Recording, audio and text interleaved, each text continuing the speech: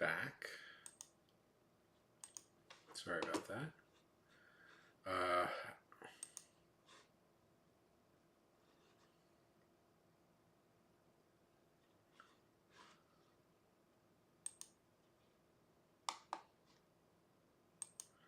Okay, I've come up with a kind of a quick and dirty way, I think at least,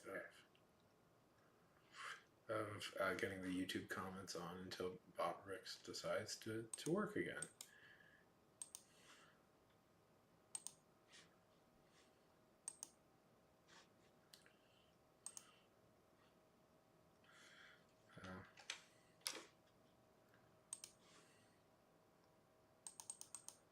Which is very irritating. I'm not the hugest fan of this, but I just put the chat into the OBS.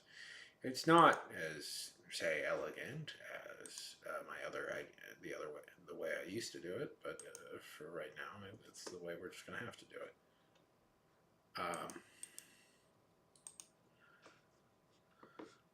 I'm not.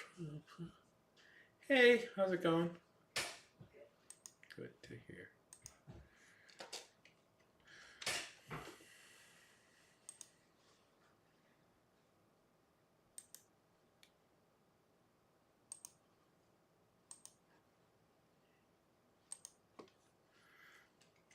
I love when the Wi-Fi goes out for like a minute. It makes it especially annoying on YouTube because you have to set up a whole new thing.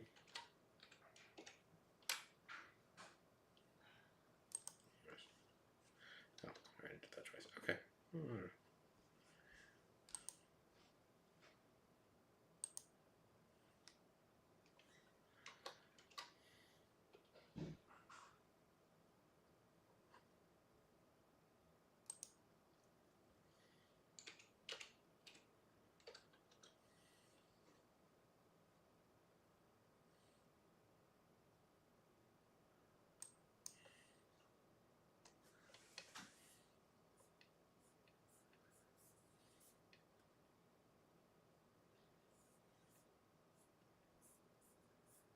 Not a perfect person.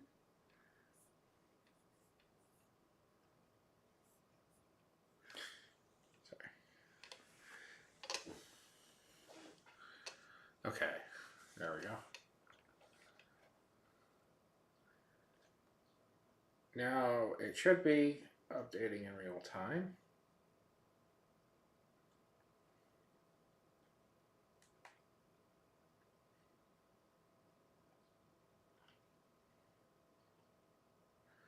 The YouTube comments.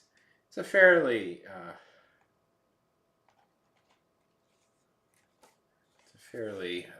slapdash solution. My original idea was elegant, but you know, sometimes compromises must be made. It was elegant in its app. Son, how's it going? Good to see you.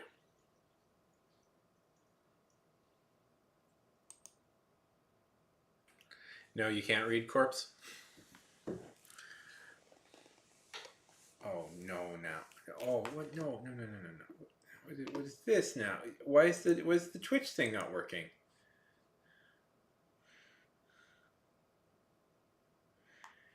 Yeah, well, I changed it specifically to... Oh, no, now my... How's it going, app? Welcome. Sorry. I'm having tech difficulties, and everything is betraying me. 1 second. I am pretty sure I can fix this. 1 second. 1 second. Widgets. Chat. Everything betray me. This was my fault. Okay, there we go. Now everything should work. Hopefully.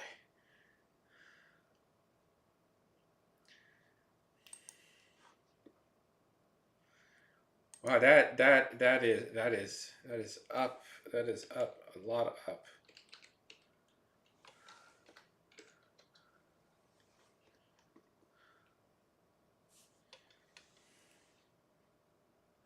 Oh, thanks. Sorry. Okay, it's all working.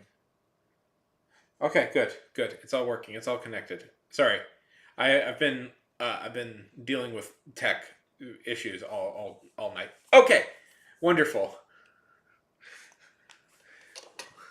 Okay, good. It's all working now. It's all everything's efficient. Yes, that's Twitch chat. It doesn't last. Maybe that was a mistake. Oh boy. No. Okay, test. Let's see, testing.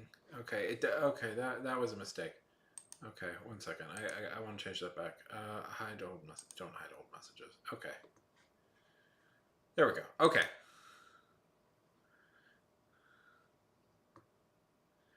Oh, no worries.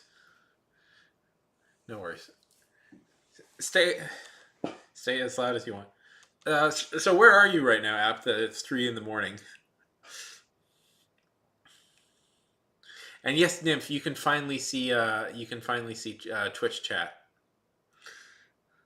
We got that working. It's a fairly inelegant solution how I did it, but it works for what it is, and we'll live with that for now and do other stuff later.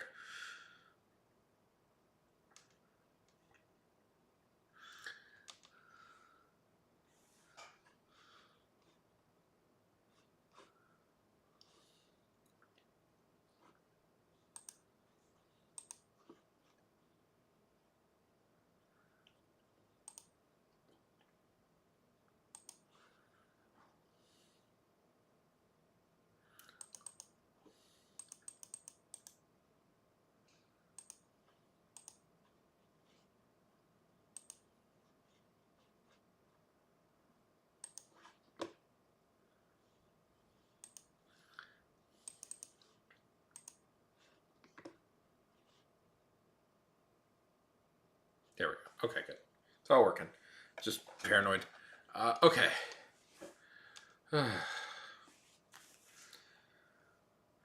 Okay.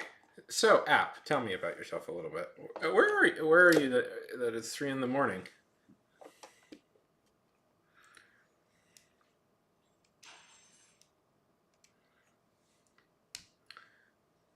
So, is it like a custom thing, or how are you making these outfits? Are you just drawing them, and can you like post them?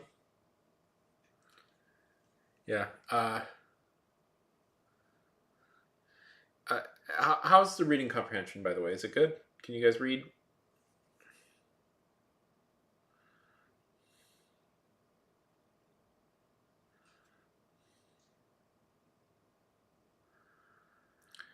How long have you been drawing?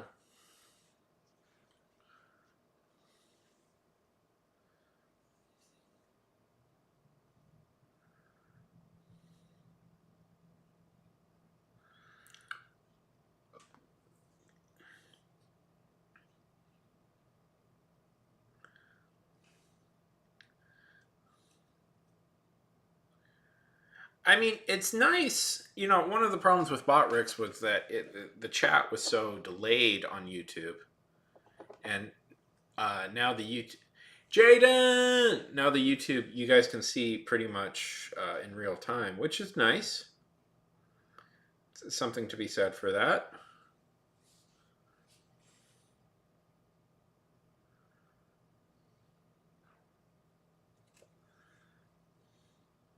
J to the D to the Y to the Jaden. How's it going, Jaden?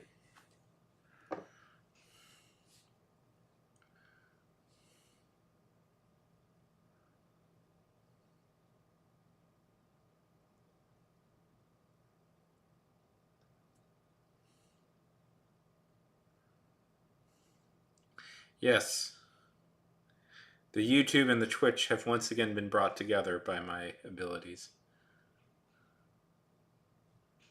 Oh, yeah. Feel free to. I'll send you the link. Feel free to join my. Feel free to join the server. The two kingdoms have once again been united.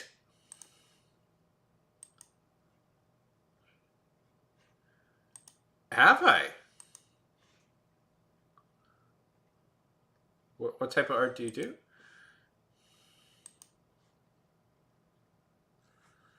I, exactly. Now I'm curious, app. What?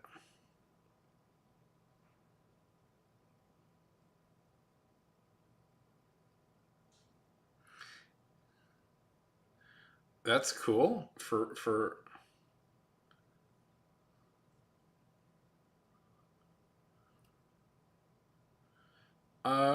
which project do you want to work on, Jayden?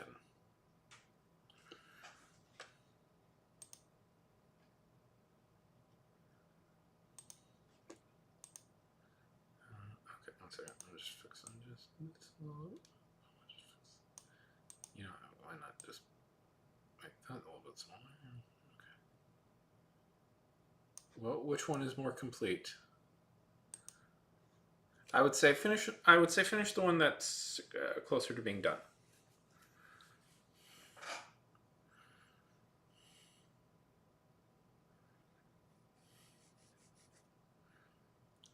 So, what type of outfit are you designing for your dragon nymph?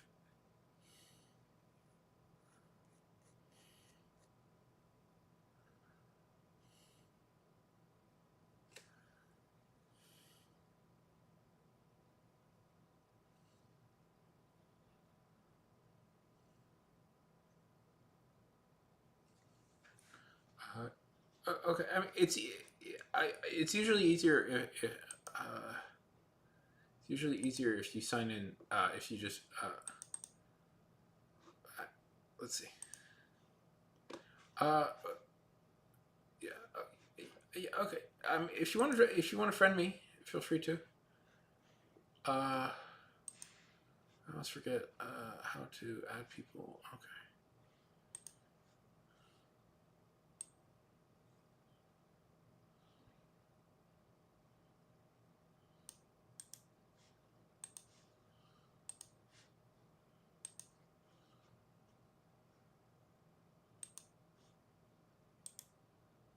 Sure.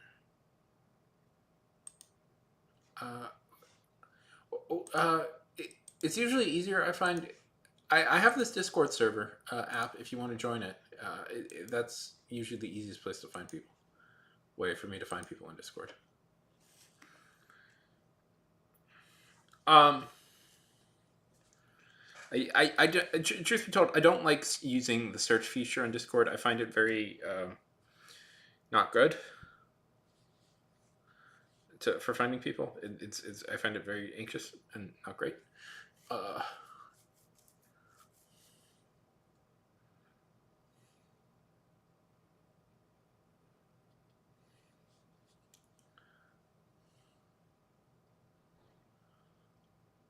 oh, hey, oh, okay, hey, good to see you. Sorry, I didn't recognize your name.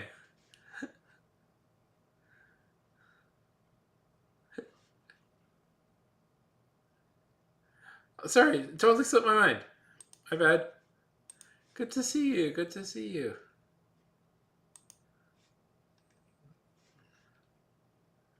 Oh, names. By the way, these are great drawings. I just saw these.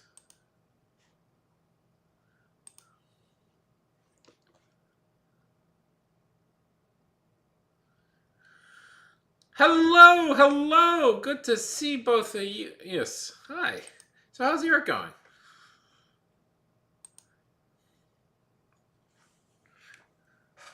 What are you working on lately, Ick?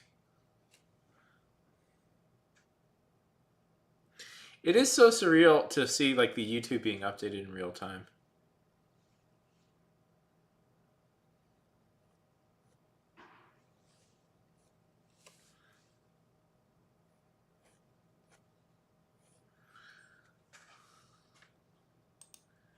Nymph is very nice.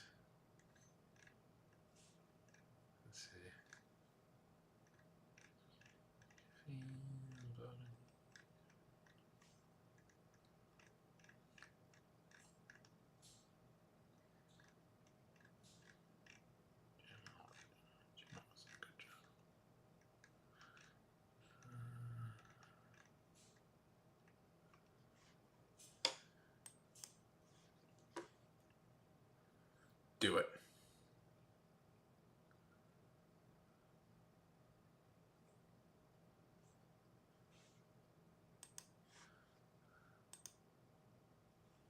Oh, there you are. Yes, angry cat.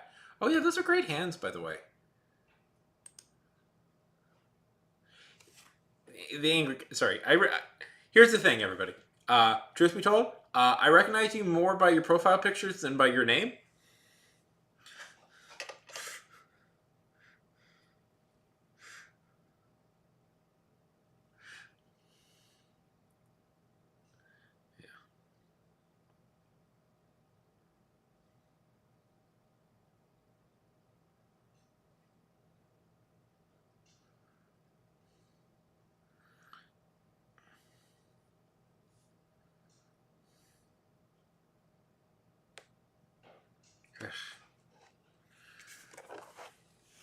Centaurs. Yeah, those.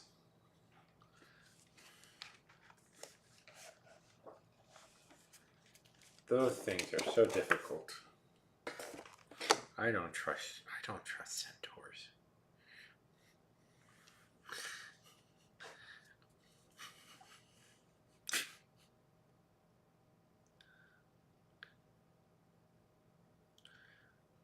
Uh, I watched a. What? They are. They're so difficult. Horses are like notoriously quite hard to draw, especially. That's like one of the things that's just. I am loving the real time update of the YouTube thing. That's nice. That's just like a thing that's so well known. Nymph, do you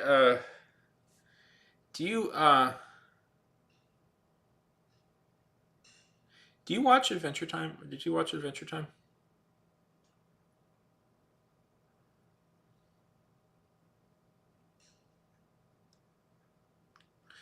Do you remember the episode with the horse on the ball? Jason Adventure Time horse. Jason. J- James Baxter. James Baxter.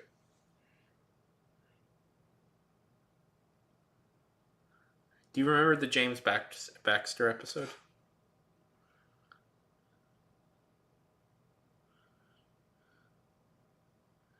Yeah. Yeah, I'm not great.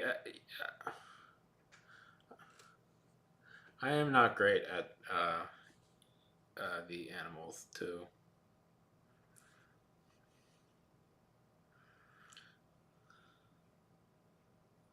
I'm not particularly good at furry art. I don't know.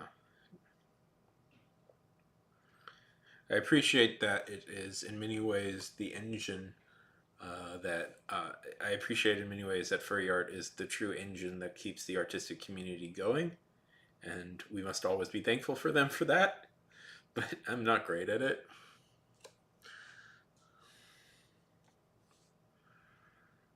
Art survived. Art lives because furries exist.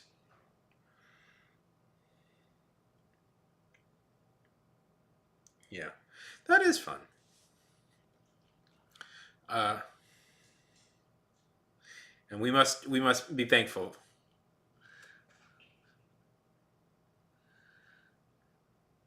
No, that's good writing, Jaden. You should know. You should know. You should have a good idea for how the. You should have an ending in mind when you start a story. Uh,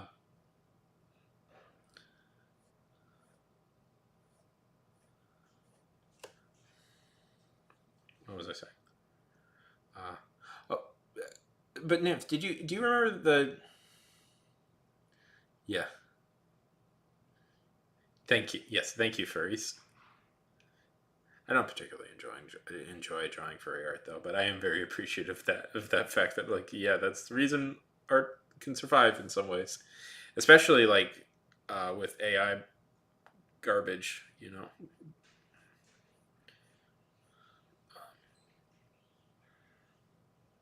Oh, so the Adventure Time. Did you ever see the James Baxter episode where about the horse that rides on a ball?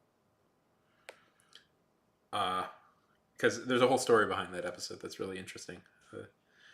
That is pertains to our conversation. Oh,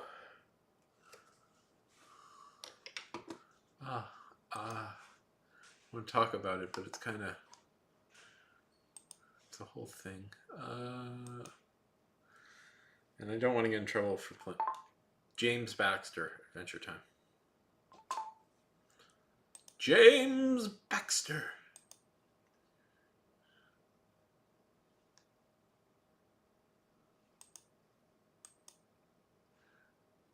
Oh, I'll send you it. One second. Oh, okay. Well, the important thing is just the animation itself of the horse, because it's a 20-second clip if you want to watch.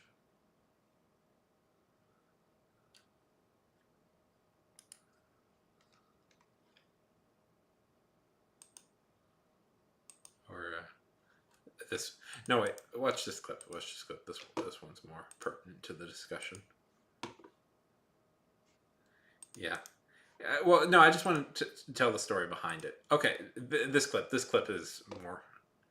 So when it was Pendleton Ward was at Cal Arts, his animation, one of his animation professors was a guy named James. I think it was Pendleton Ward who the story is about.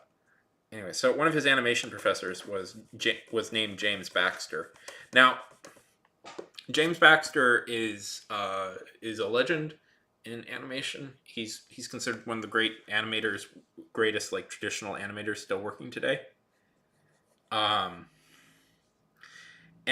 the story I heard, at least, James Baxter, yeah. The story I heard was essentially he asked him like he asked Baxter what was the hardest thing he could think of to animate, and Baxter said, "Oh, it would be a horse riding on a ball." So they invited. He said that would be the single hardest thing you could animate. James Baxter. The episode is about a horse who rides on a ball, and the horse is named James Baxter, and it was animated. It's voiced by the actual James Baxter, who was his animation professor, and it was animated by James Baxter himself. Yeah, it's a fun story, right?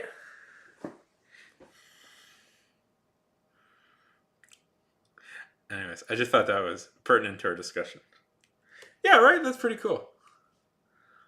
Um,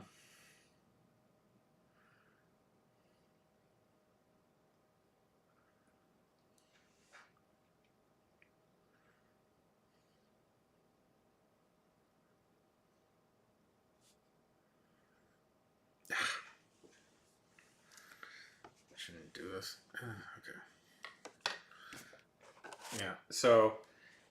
Um, so kind of making your old animation professor do stuff like that.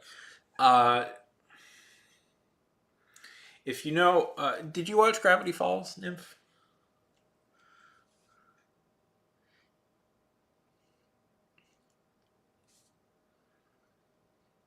Uh, just Baxter. He's like one of the things he was one of the. I know he worked on Beauty and the Beast. Yeah. So you know in the opening, you know that really bit of fluid animation where Dipper burns his hand on the candle. That's James Baxter. That's a James Baxter animation. Just to hint at the type of stuff Baxter does.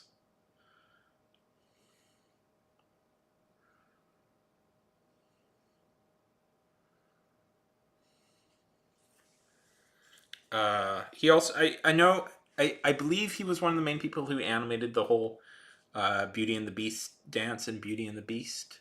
That's one of the things he's really famous for. Is he was one of the I think he was one of the main animators on that, if not the main animator. Anyway, so that's my little bit of animation history for you.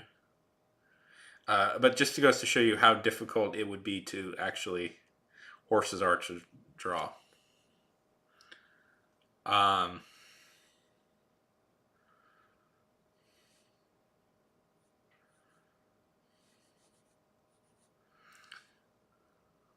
yeah,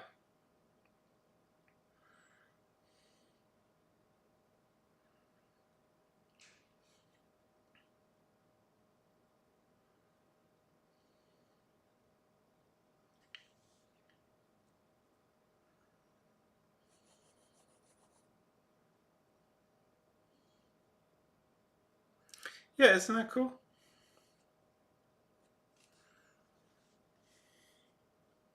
Animation is awesome.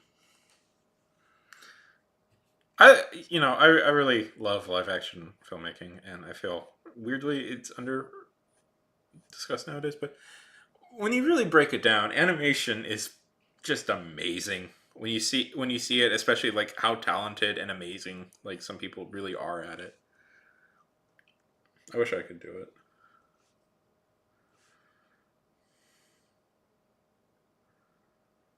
There's just some absolutely beautiful animation. Um, what's your favorite animated movie? A question for the chat, just in general. What's everybody's favorite animated movie?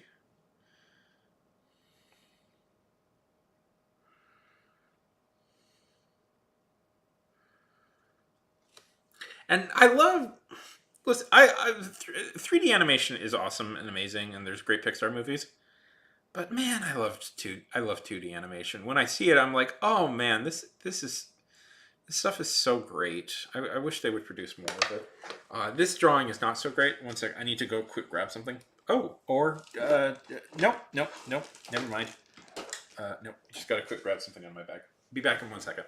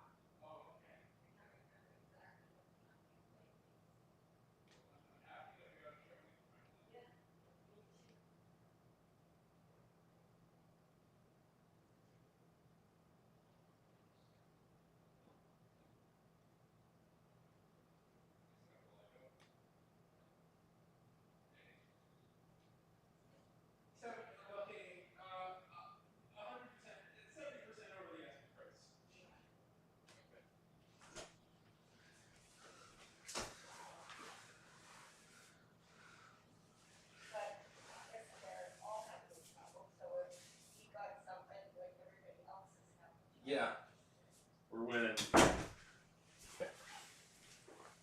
Got a new eraser. Yeah, well, that's awesome, Jaden. I'm glad. I'm glad that you're getting stuff done. Yeah, yeah.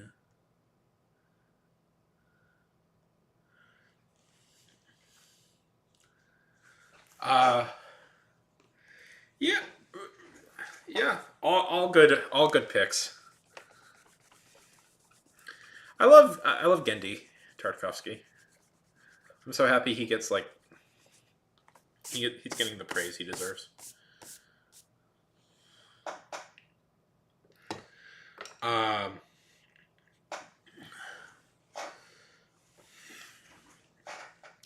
uh, do you guys know who Gendy Tartakovsky is? Yeah, he directed all the almost all of them. I think all the Hotel Transylvanias. Yeah.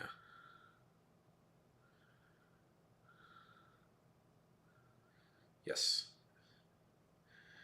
You know, I don't think I've seen The Little Mermaid since I was like a kid.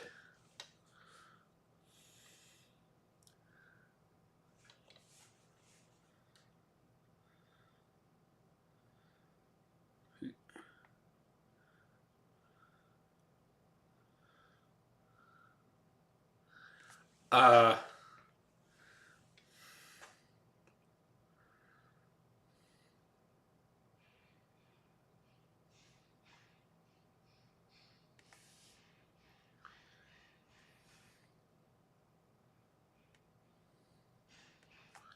yeah. You know, I heard one thing I learned about. Uh, so Gendy Tartakovsky, who directed, I think, almost all of the Hotel Transylvania stuff. He was a he was the co-creator of Powerpuff Girls. Dexter. He created Dexter's Lab and Samurai Jack.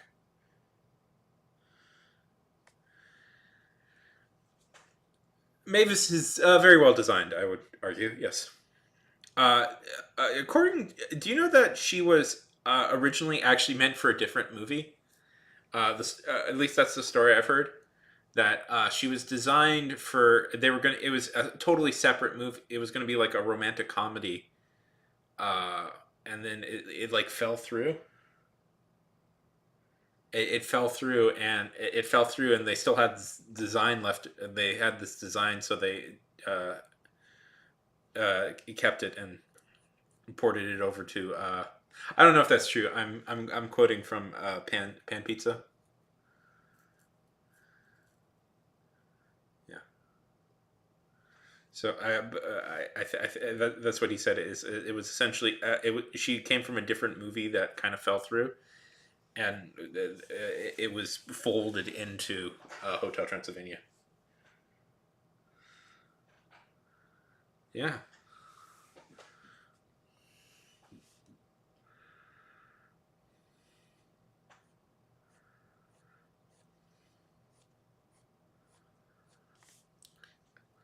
It's like Ali Sheedy, and her design always reminded me of Ali Sheedy and uh, Breakfast Club.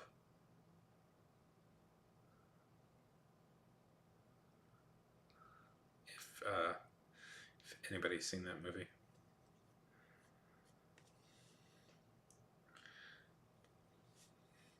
Have you guys ever seen Breakfast Club? I don't know how well Breakfast Club holds up, but have you guys ever seen it? I haven't seen it since I was like a teenager, and I don't know if it holds up particularly well. But I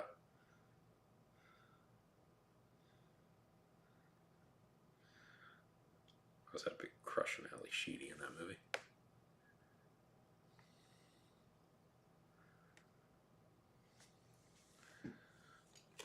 Eh, might be. I don't. I don't. See.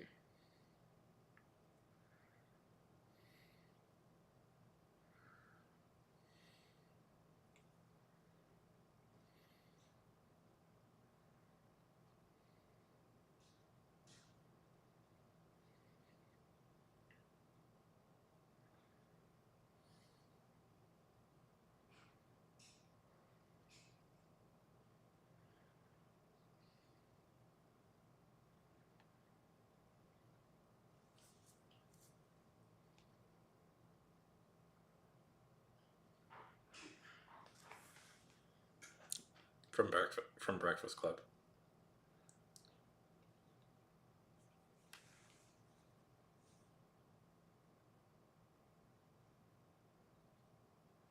I always had a big crush on her.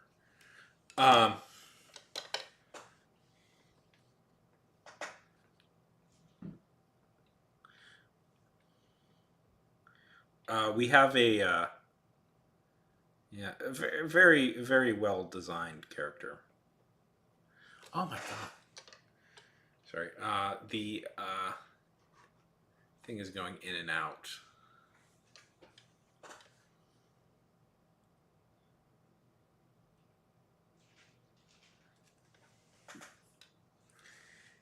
Yeah. Yeah. Very. Right. Yeah. Uh. One of the very. By the way, at the end of yes, she's very pretty. By the way, famously, one of the single worst makeovers happens to her in that movie. It's really quite shocking how bad she gets a makeover in that movie, and it's one of the worst things ever. But she has a really good look in that movie. I was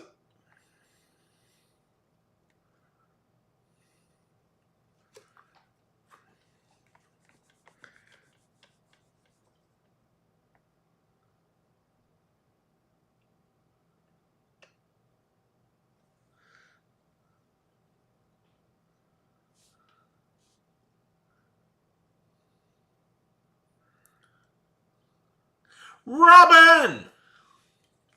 Good to see you. Yeah. Do you live in the South? Good to see you, Robin. Do you live in? Isn't it fun that?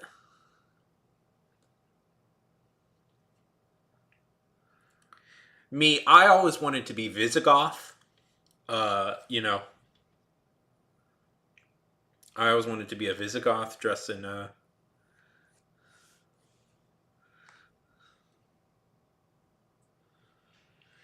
don't.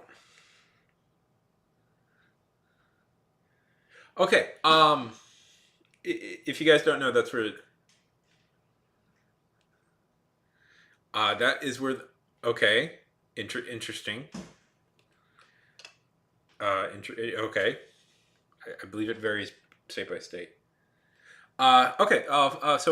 Fun history fact. The term goth comes from Visigoth.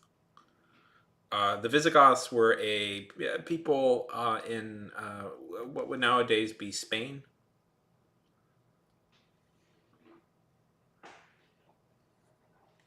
They were a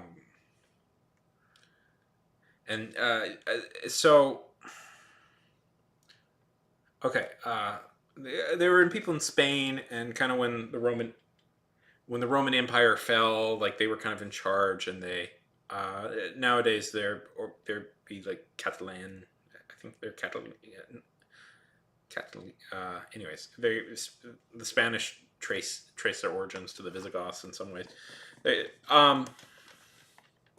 anyways, so the term they were popular particularly, and then oh my god, I'm giving such a bad explanation for this. I knew it before. Okay, anyway, so late 20th century Visigoth style architecture becomes pop. Early 20th century Visigoth style architecture becomes popular, and it's noted for being quite like sparse and sparing. No, okay, I'm saying this all wrong. Okay, but Visigoth style architecture becomes popular. It's noted for being dark and Gothic and all that stuff. And so when like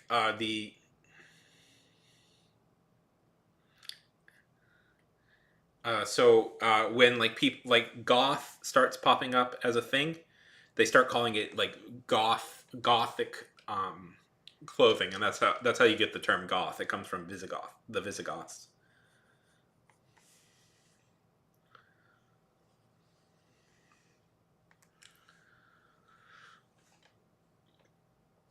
Do you want help with it? I'm pretty good at history. I know.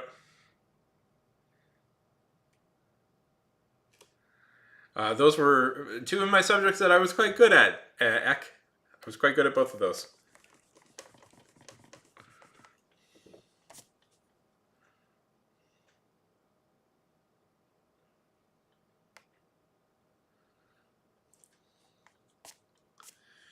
What history are you which history are you studying? Yeah, I didn't explain it exactly right. Yeah, but yeah, yeah. So historical. Yeah, it's a historical term. The Goths or the Visigoths were real people. I'm sure it's probably physical. Physical. Oh, okay. Tell me what you think. I'm curious about your opinions about the Planet of the Apes. There was this role playing game called Goths versus Visigoths that I saw once where it was like. Um,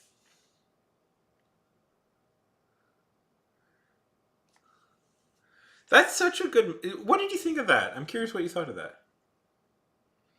Um, I never played, but looked kind of funny. Uh, are you curious where the term Gotham City? It's a good movie. I like that movie a lot. I think that's a really good movie. Yeah, it's a great story. It's anyway that I love the Planet of the Apes. Um,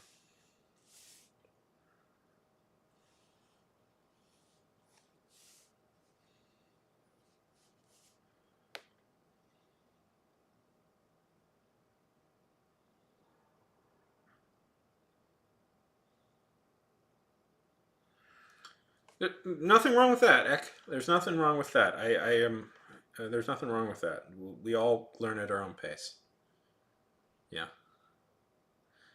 Well, you're gonna have a good time. That's a very strong series. Um, but yeah, so the term comes a lot more from like architecture, like now where like the style of dress and stuff comes from is a little bit more obtuse. And I've read a lot of theories, kind of how that started, but yeah, I'm sorry to hear that. I'm really good at history. I know a lot about history, so if people need help, and I know a lot about history and literature, English, so like if you guys need help with that, just ask. I don't mind.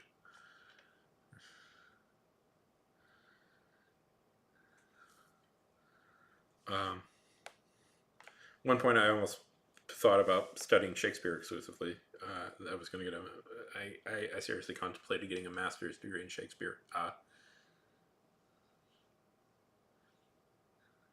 You're not. Don't say that. You're not.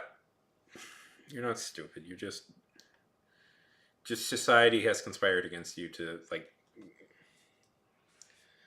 stuff. Stuff is a little bit more difficult. So I. No worries, Robin. Um,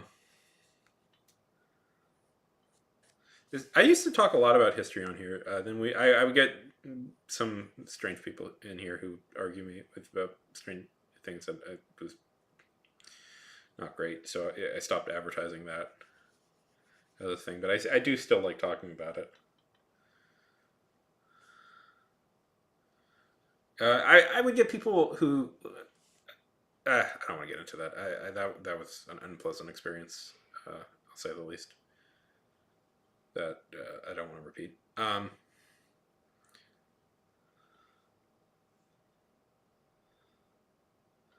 But yeah, I loved history. I love history. That's mostly what I read about, actually. I always wanted to do like I had an idea like an idea for like a time traveling story once where a Visigoth meets a Goth, but that's a I think that's like a kind of a dumb bit.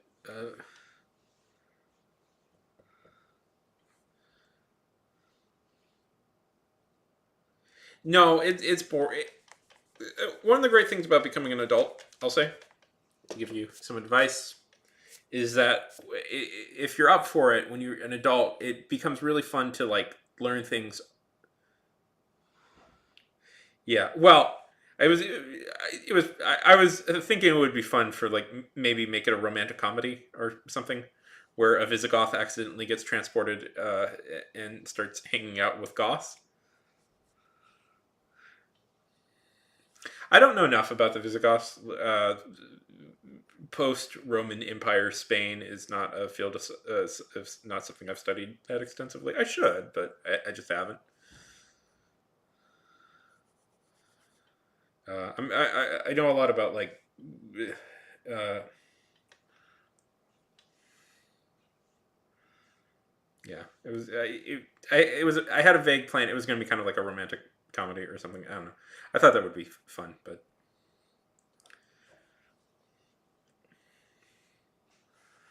all the projects I want to do, I have a lot of projects I want to do. Uh,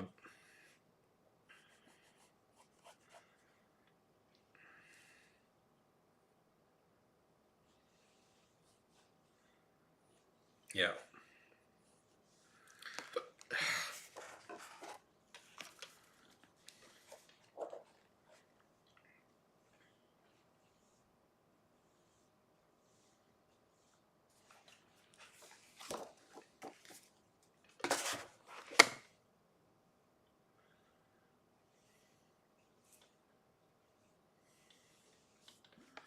Uh,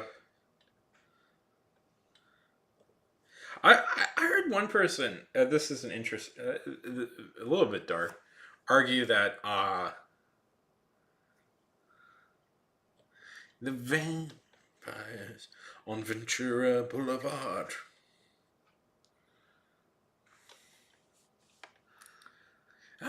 Free, free. Anyways, I was listening to some Tom Petty today. Um, so Nymph, who's your like favorite artist?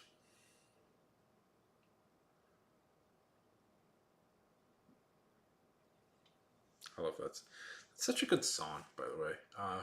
I know, knowing the average age of people here, I'm going to guess people don't know Tom Petty. If you do, if you don't, that's okay. But if you do, uh, yes. But Free Falling by Tom Petty is such a good song. I listen to it all the time, and it's like,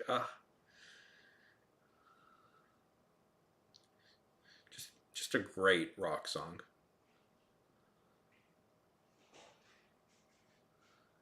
Um,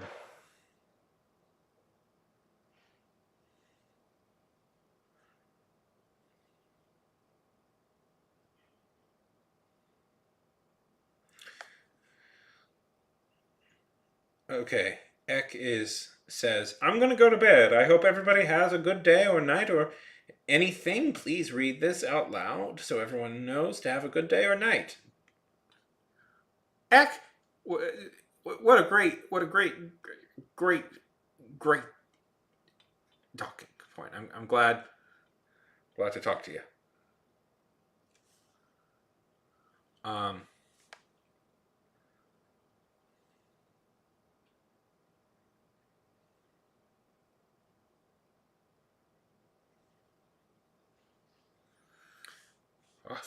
Venture.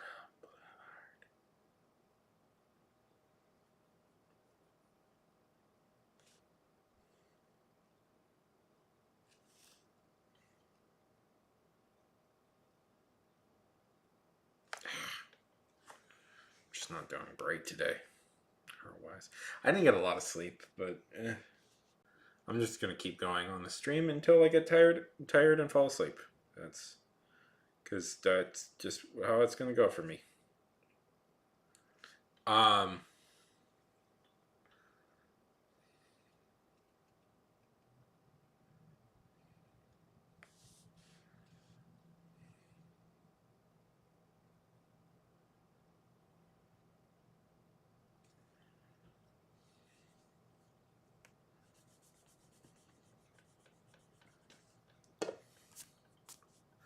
So, Corpse, I'm curious. What's like your favorite time period in history?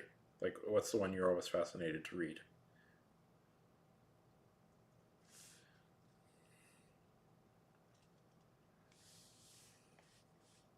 I've been reading. I've been reading a lot about like English history lately, which is sort of a cliche, but it's fascinating. So, like, I've never really spent a lot of time reading about like the War of the Roses, so I've been reading a lot about that lately, um, which is quite interesting. A cluster, the War of the Roses. If people are curious about the War of the Roses,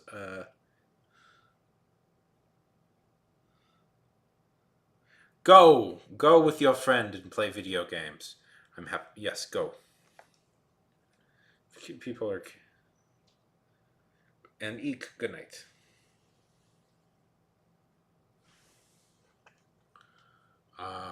Boy, this will be oh stream probably. I'm pretty. I'm still pretty tired.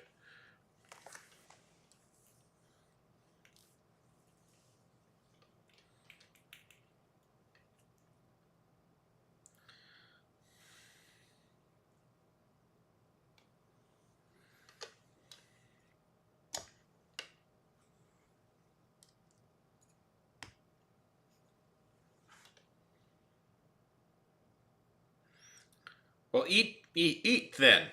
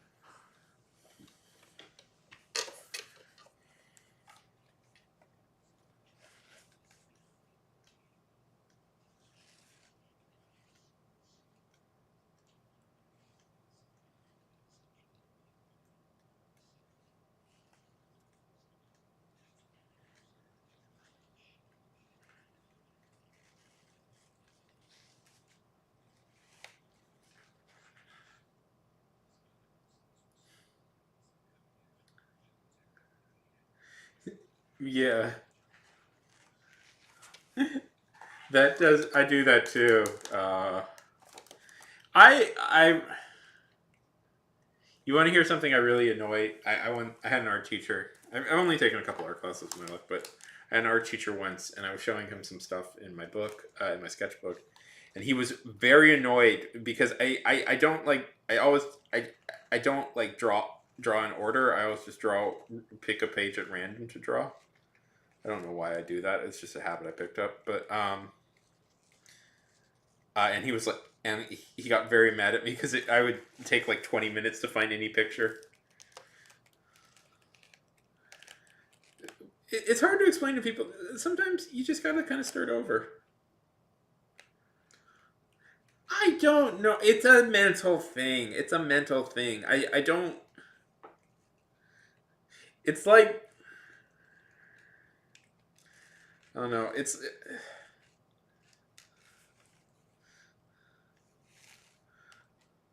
because I don't know. Because if I did it that way, I would feel intimidated by all the blank pages.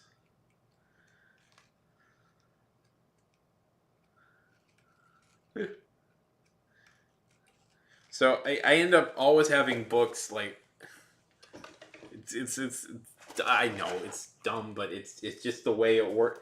It's just the way my brain works, and it has to be that way.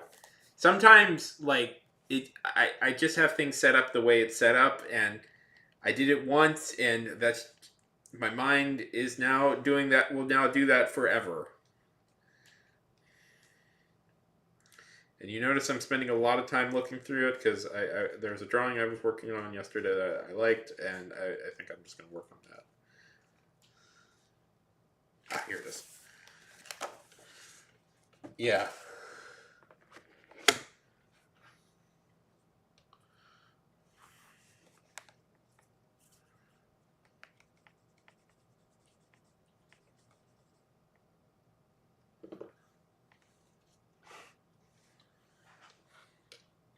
Yeah.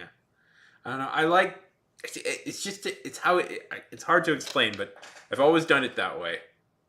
Thank you. Thank you. I was quite proud of this one. Boop.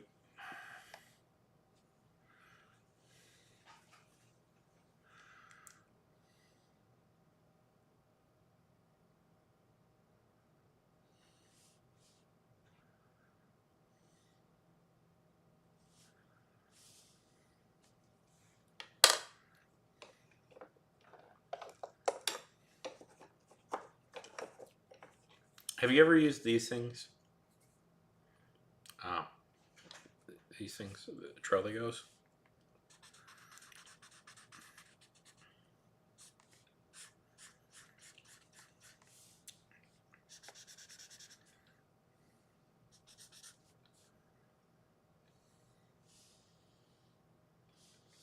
No, they're pretty good. Suggest picking a few of them up.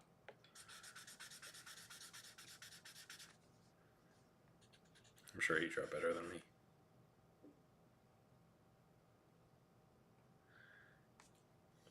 Well, these are kind of like pencil extra. These are like pencil extra. You use them. You use them to smear the to like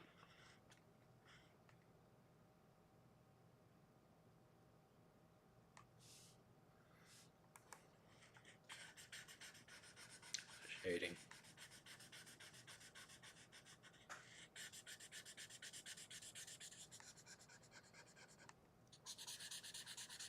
Oh, that's fine when I use them. It makes the stuff look a lot nicer.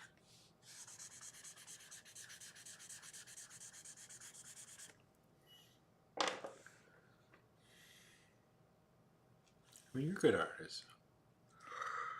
Boy, I'm fading fast here.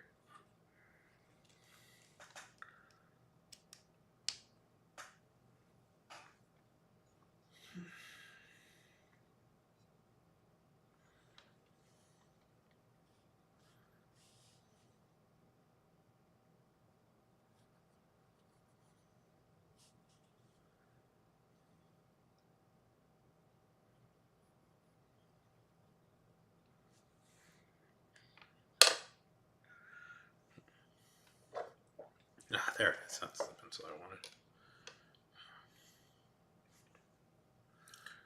Oh boy.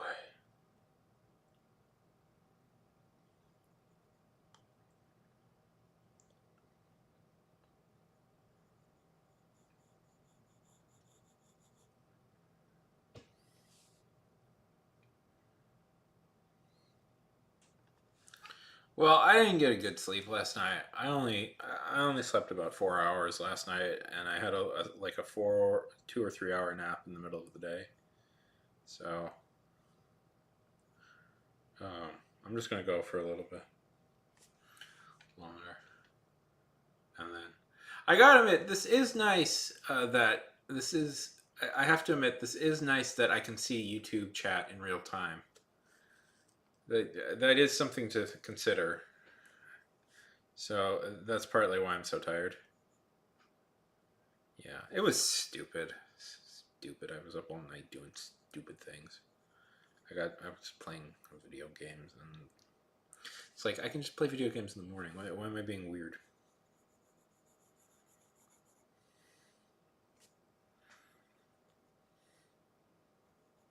I also had caffeine too. Sometimes when I have caffeine too late at night, it keeps me up, and I shouldn't do that.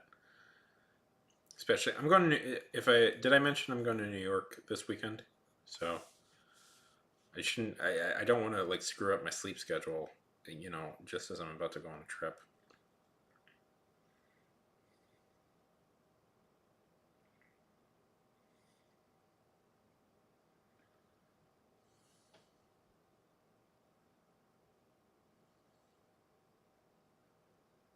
Yeah, but it's so much more real. Before, when I was just using the one bot, the bot Rix, it would take like 20 seconds for the YouTube. Uh, 20 seconds for the YouTube comments to pop up, and this is so fast compared to that. Because I want to, for fun. I'm going for fun. Well, there's a whole thing going on right now in this house, and I'd rather not be around for it. There it is. You want to see a show? Maybe catch up with some a follower who lives there. If they have time. I don't know. Have you ever been to New York before?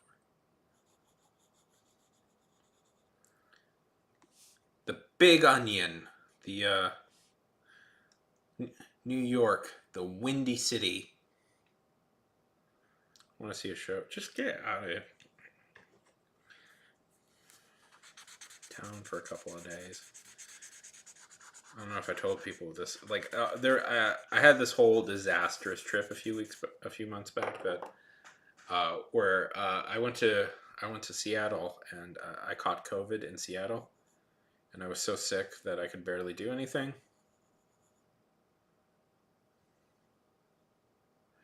So and gosh, dear, from yeah.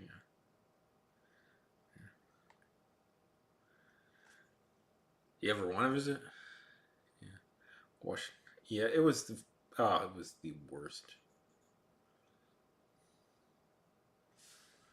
Nothing is so miserable as catching COVID on a vacation. Yeah, I hadn't got COVID up to that point. That was my first time getting COVID. I had managed to avoid it for all these years, and then I was like, okay, it seems to be past. I think I'm gonna be bold and take a trip, and then I got COVID. Yeah, they're fine. Um, they're fine. It's I used to live in New York, actually. Perfectly pleasant people. New Yorkers, I find.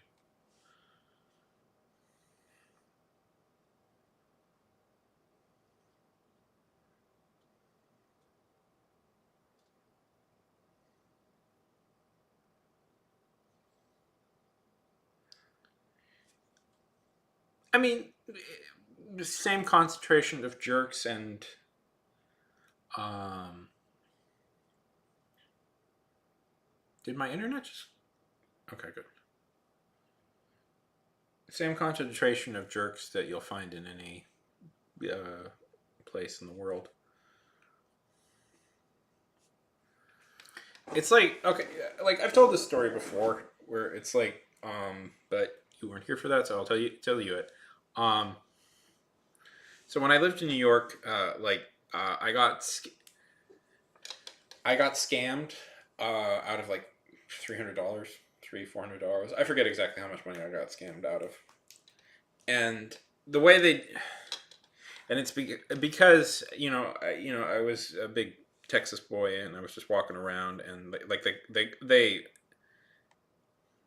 picked me right up. Like they would keep like I got scammed a couple of times just from like fast moving people. Yeah, so like the lesson you learn real quick is like, yeah, you just unfortunately you do have to be a little bit of a jerk, in the sense that when you're walking around, if you do not give off an aura of like, don't screw with me, um, don't screw with me, then like people are gonna be weird and take advantage of you. But once you get that, it's pretty easy. Life, that's just kind of big city though that you walk around in is like if they sense a target, if they sense a target, they'll come after you. But the second I learned that lesson, like no, I am nope, just walk past, don't engage. You quickly do well, which throws I think a lot of Midwestern people off. But the people that live there are perfectly fine. It's just that there's like a lot of weird scammers that walk the street, hustlers, I guess. Yeah. So much so that when I got back to Texas, like I still had this. I was still like that. I would just go to people and they go, "Oh, you're from New York," and I guess in a way I was. I just thought that was so funny because I wasn't. Yeah, but it's beside it's you kind of have to. It's because otherwise, but the thing is like otherwise people take advantage of you and you don't want that. Yeah, they could tell. Well, because like, but the person who said that was one of those like people who like try and sell you like garbage like skincare stuff in like a mall, and I was like, and I said like, no, go away. I don't want you. I don't need to talk to you.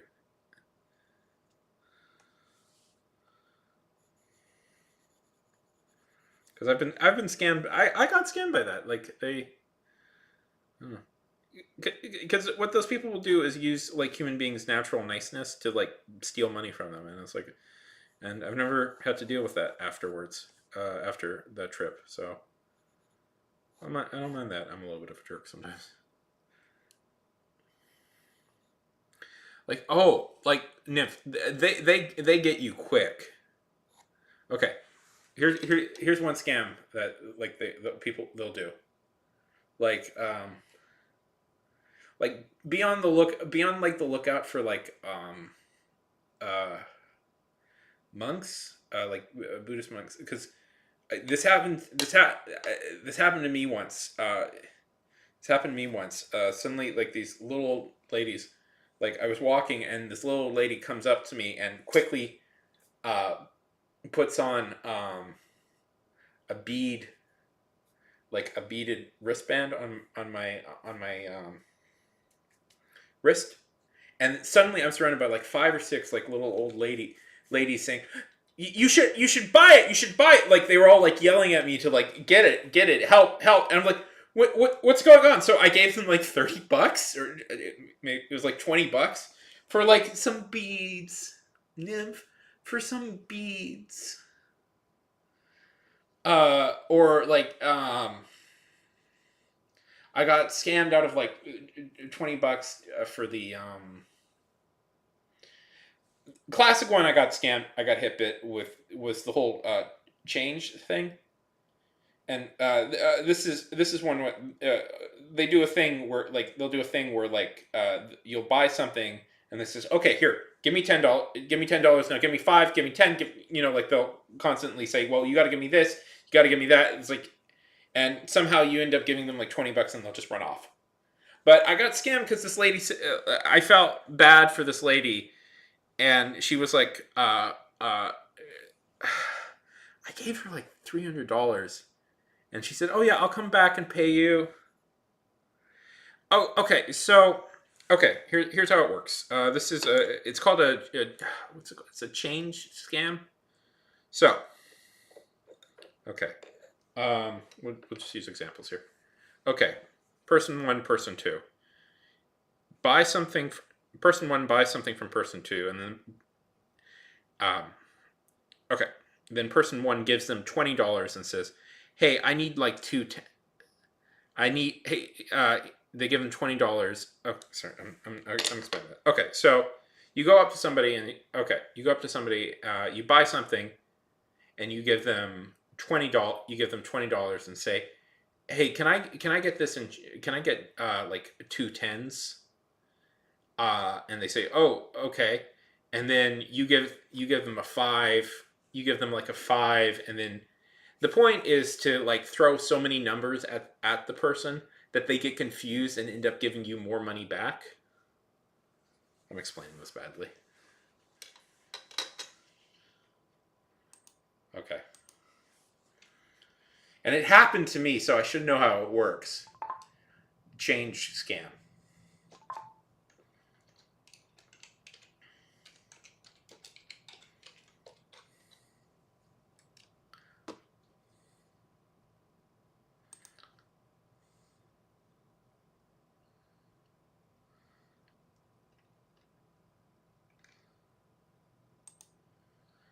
Okay.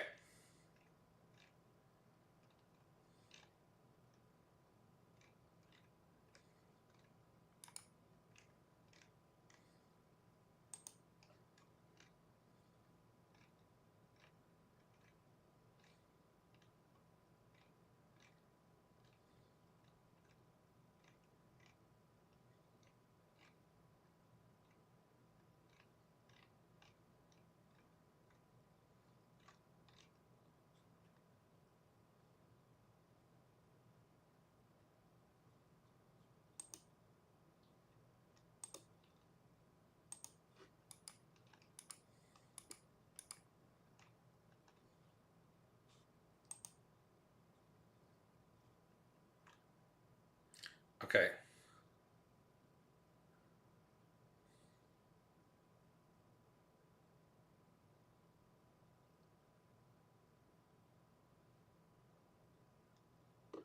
So basically, basically how it works is you. Sorry, I'm tired. So basically, okay, you go up to a cashier and you pay like for a pack of. You go up to a cashier and you pay like for a pack of gum with like $50, and then you kind of keep doing like these weird little. You keep trying to go really fast in doing like money exchanges, like constant money exchanges, and the point is to confuse the cashier so much that they end up giving you more. They end up giving you more money than they meant to. And how it worked for me is I paid $20 to the guy. I keep saying $20. I don't remember the exact numbers. I paid $20 to the guy for all these airheads. Yeah. Okay. So it's not $50. So you give them $50 for a pack of gum, and they give you change. They're supposed to give you change, but before they can give you change, you go like, "Oh, can I get this in a certain amount of bills?" And the idea is you go like, okay, so here, okay, here's how it works. Get like something for $10, and you give them a $50 bill, and you go like, oh, hey, instead of that, can you give me like, can you give it to me in like five fives, two five fives, two tens, and five. Can you give it to me five fives, two tens, and like $6? Do you have that? And yeah, okay. And if I could get this and this and this, and if I could get this like $4 thing, and if you could take $2, if you could take $2 off of that, and here's an extra two, and if you can give me like three, and it overwhelms a person so much that they end up giving you more money than they realize, because they can't keep track of all the financial things in their head, and that's a quick change scam. So how it work, you'll know if it's happening to you if suddenly like they keep asking for different iotas of change over and over again.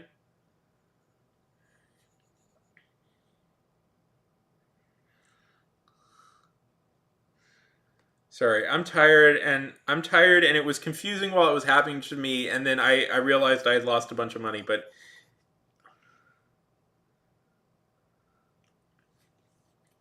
was confusing while it was happening to me, but I lost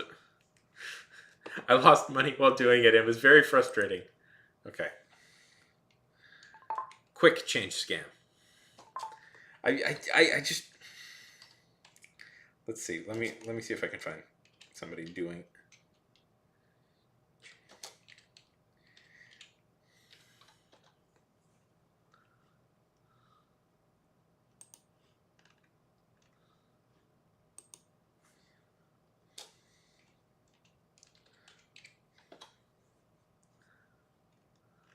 Anyways, sorry, I'm tired. I'm tired, and it's confusing to explain.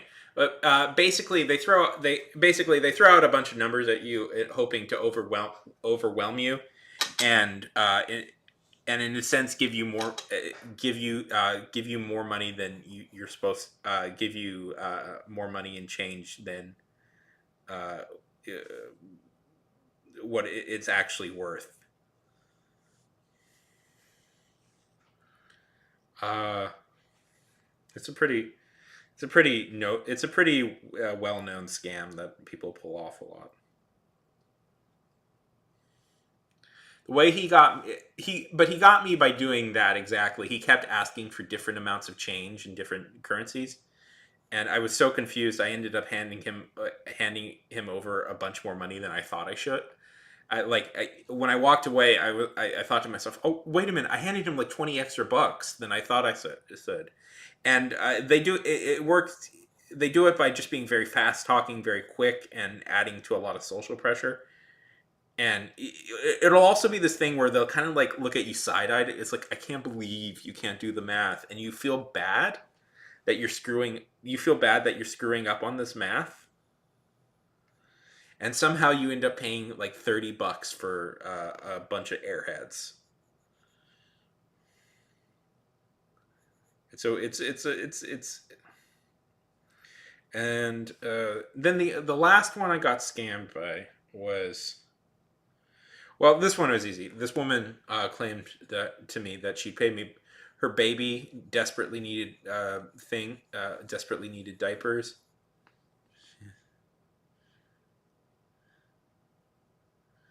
Yeah. Did he do it? Did he do it by being very fast talking? See, scams work on like social pressure a lot of the times. Uh, that's the thing you got to remember, at least in my opinion, is that they work on a lot of social pressure. Like you feel pressured into they control the social situation, and you feel pressured into doing something.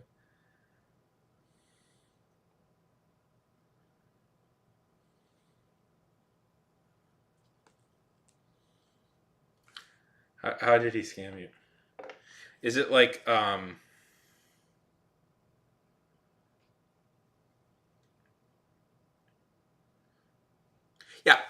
Oh yeah, that's a good way of doing it. Bringing in peer pressure is a really good way. Oh, that's a classic little kid scam. No, but that's how they do it. Scam. There are adult scams are just that, but more complicated. That's a good way to do it. That's a good way to do it. Feel like you're the one being the jerk for not giving over the money. That's an easy way to do it.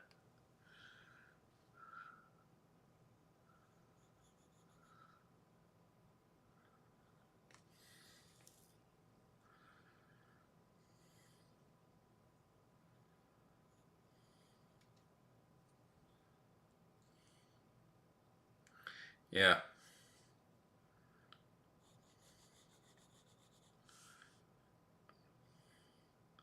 Well, they're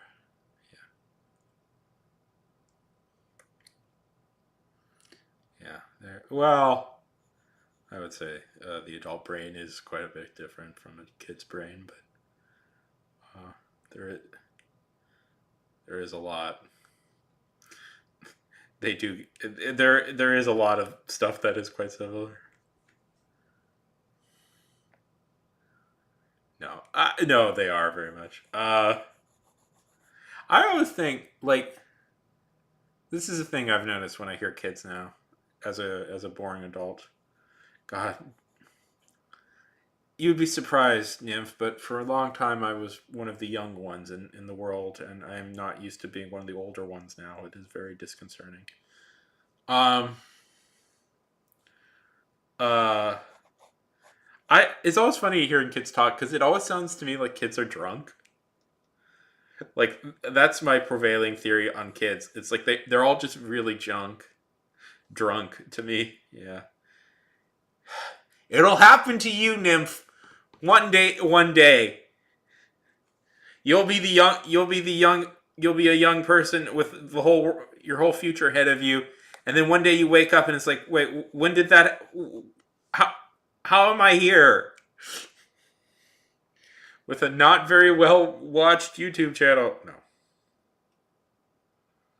I didn't really start pursuing YouTube till like earlier this year. So I think honestly I'm doing pretty good.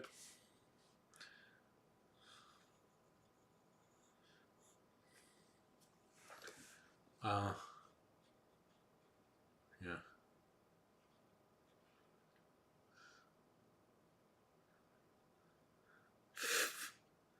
What Corpse? What are you talking about? Katy Perry's new song is lighting up the charts, and there's no controversy at all associated with that one.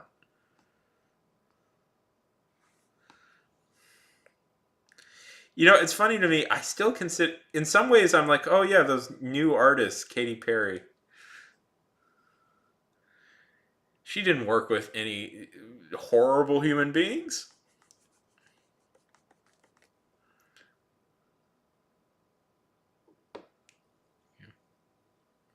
No, that was he. Are you? Yeah, she released a new song, and it's been a huge flop. Yeah, in some, yeah, in some ways, like to me, they're still somewhat like. Uh, okay, okay, let's see. No, okay, let's see. When did Katy Perry's first single come out? 2001. So I was how old was I when Katy Perry's first single came out?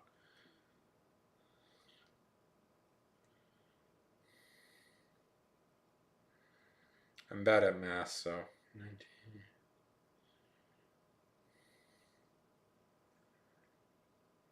I was 9 years old when her first single came out. So I guess she's not new. But California Dream, which the California one is her best song, and that to me is still somewhat new. California, anyway. But yeah.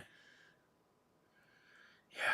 Yes, I saw that, and the fact that she worked with Doctor Luke, you can't work with you can't do that and work with Doctor Luke.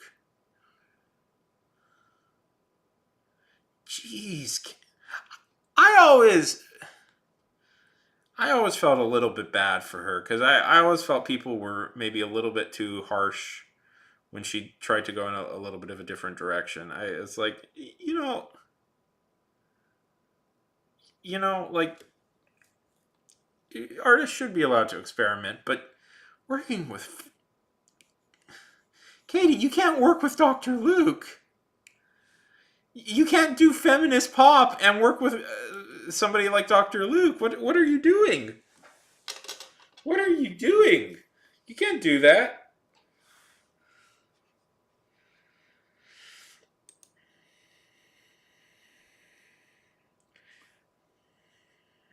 Like I don't think like the thing about it is if I may position a little bit, I think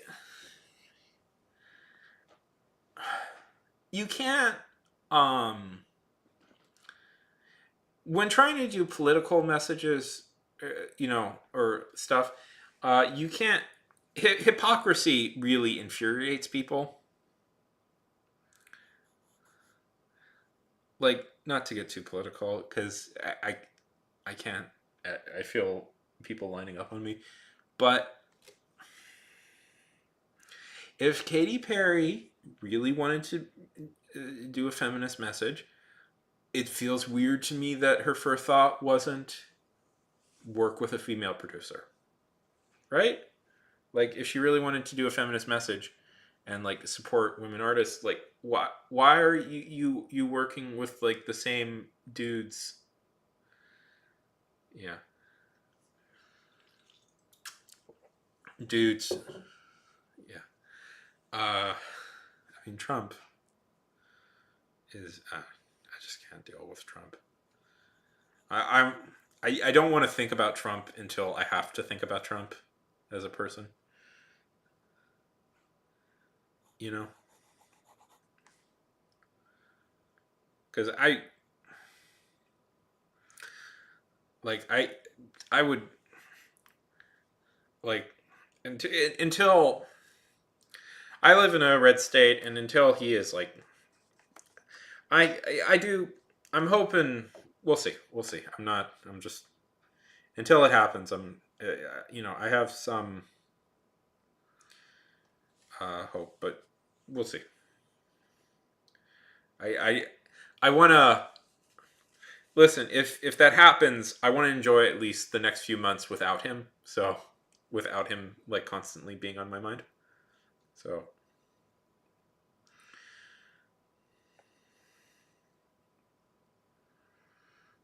uh because the his that was so terrible. Like I got so just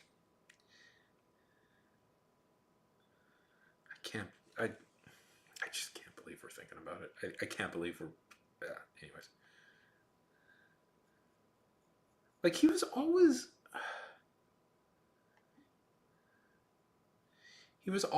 like mm, sorry. Sorry.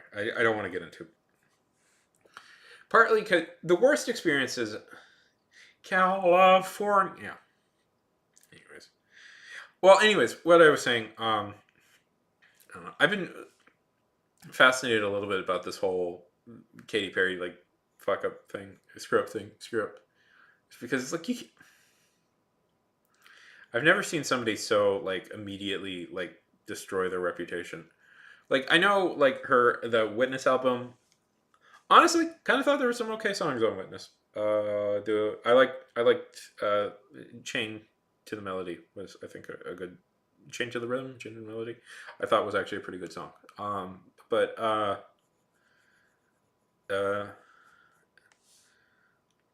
but I don't know.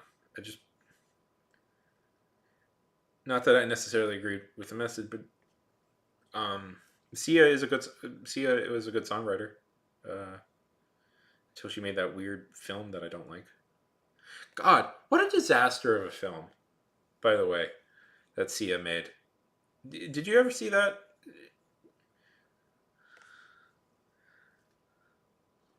What a disaster! I don't know. Sometimes, yeah. One of my favorite artists, David Byrne of the Talking Heads, who, by the way,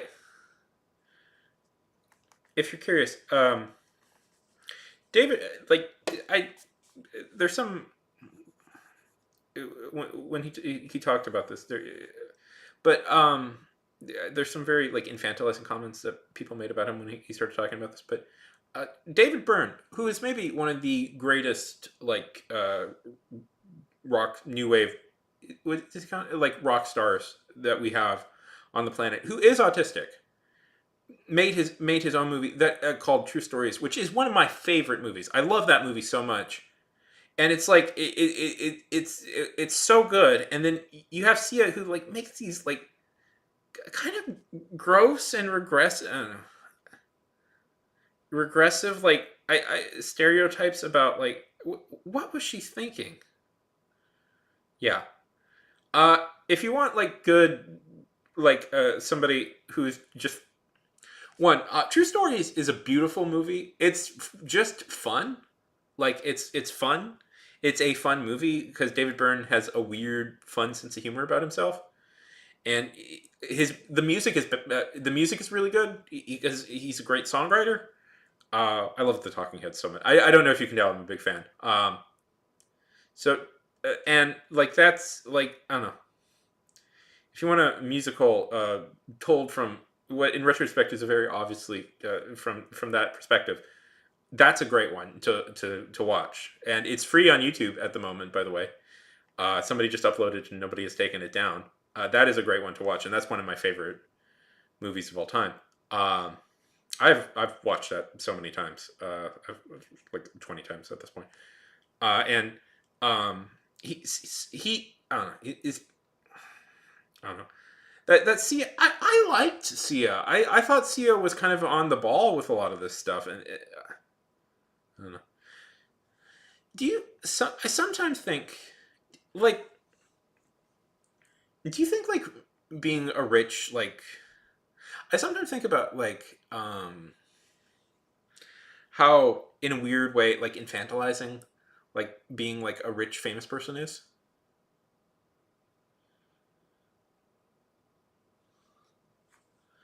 Have you ever thought about that? Like how like they're treated like such weird like children in a lot of ways, and like they eventually like they become so. Anyways, I don't like think she's a bad person. I do think she is um like a lot of I don't know. Have you ever noticed that like sometimes the richer and more famous you become, like the more insulated people you become. Like there's certain people that become like so aggressively insulated that like they seemingly don't have any connections to like the real world anymore. Like because like everything is done for them. Everything is just done for them. Like everything is done for them like they're a child.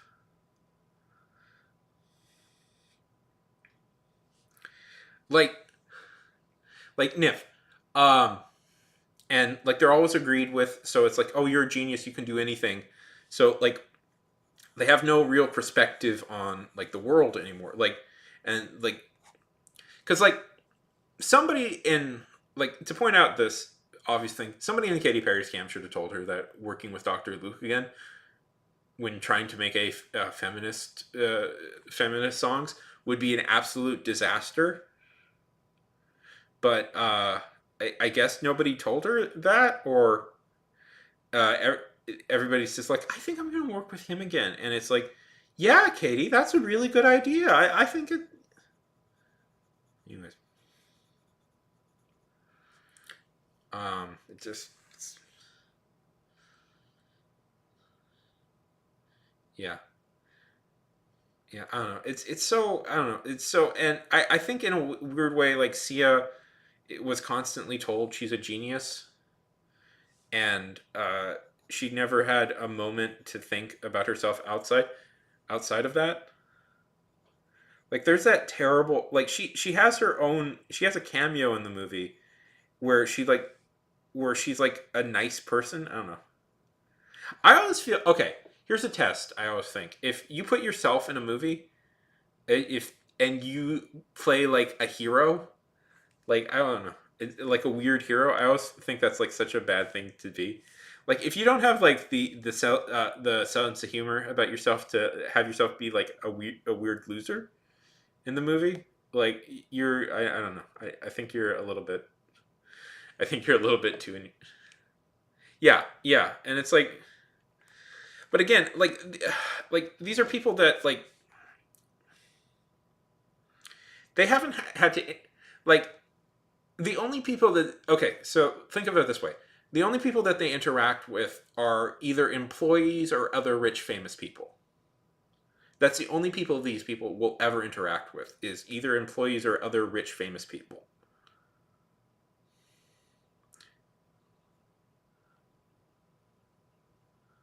Like, do you think that might warp their view of the world just a little bit?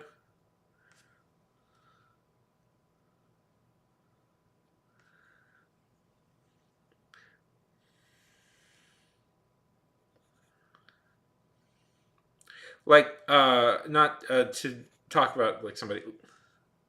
Yeah, yeah, it's very superficial and very like disorienting. Like, I don't like.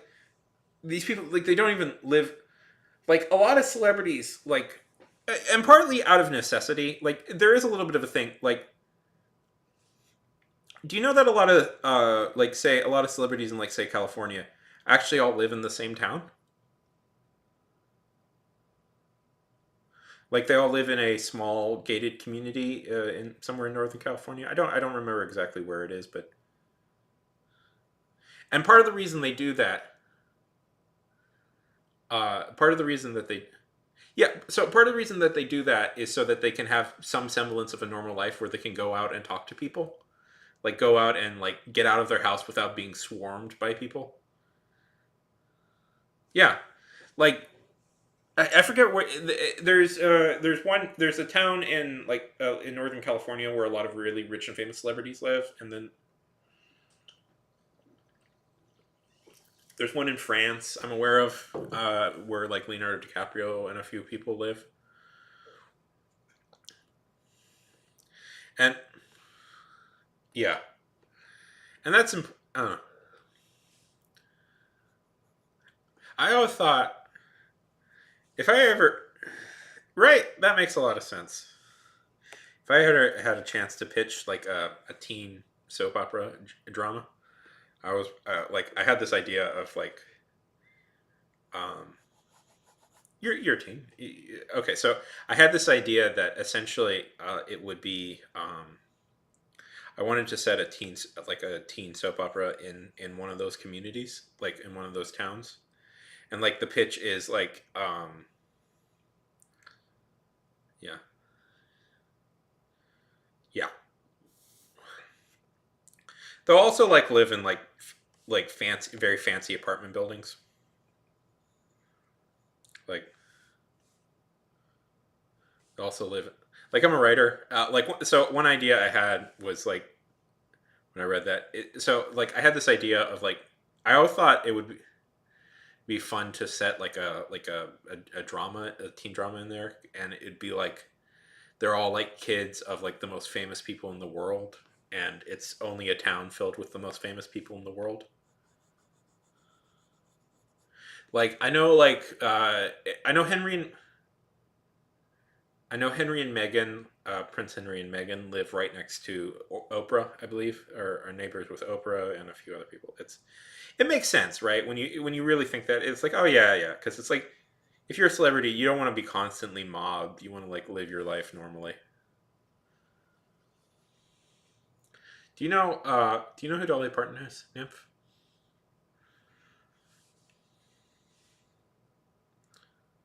Oprah.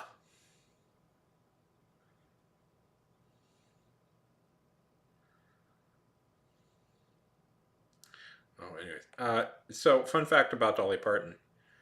Dolly Parton wears wigs. I was just talking about her with my mom recently. Dolly Parton wears wigs. She's naturally a brunette, and she wears wigs to make herself blonde on stage. And part of the reason she does that is so that she can just take the wigs off and live like a normal life without them. Like she doesn't look like she doesn't look like that off of out of like so she can just like go to the bank or something. That's a very clever reference because and just sort of live. I always thought if I was famous, I want to be like a B level celebrity. Okay, Nymph. Question: what's like your favorite show? Like your favorite TV show? And I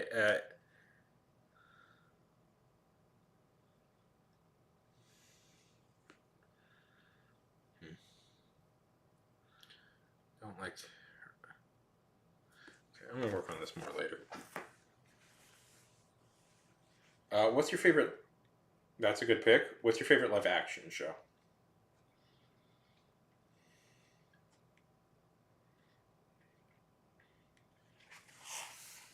I'm surprised. I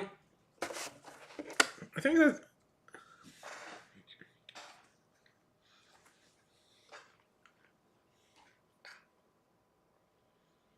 interesting. Very interesting. Well, to be fair, this is an art. Yeah. Uh, That's fair enough. Um,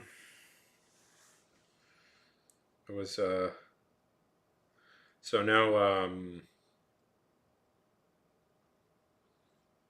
oh, what is an appropriate live action show for a teenager these days?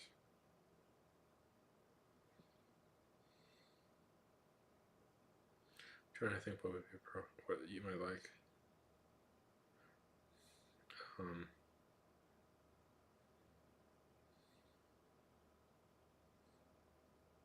Squid Game. People like. Did you watch Squid Game?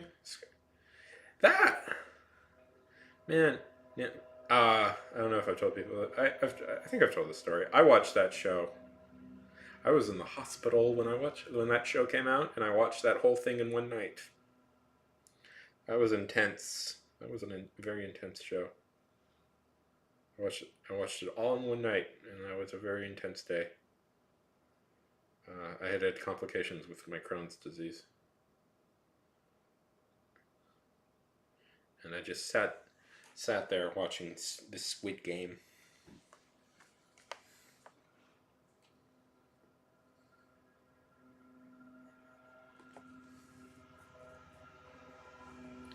Season two. Season two is coming.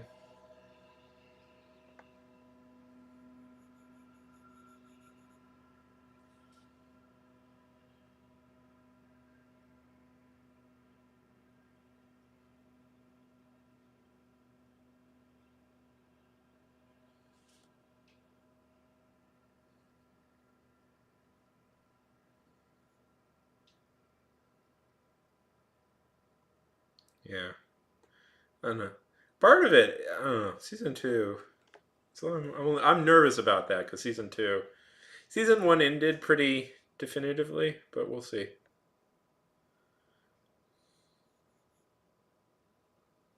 I don't know how much you needed to do a second season of it.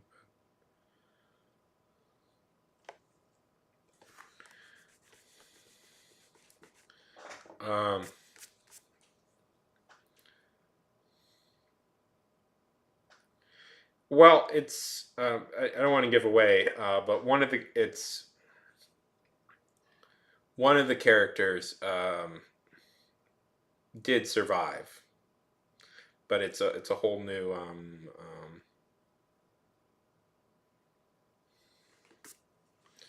a character did survive from the first season, but it's a whole new besides that group of people.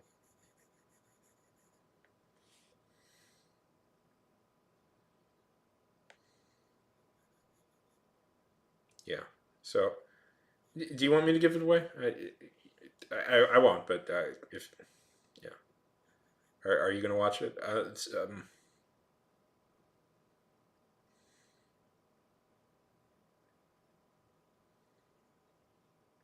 Because there was a few. Needless to say, okay, I won't give it away then. I will give away that there was a few twists that of different things,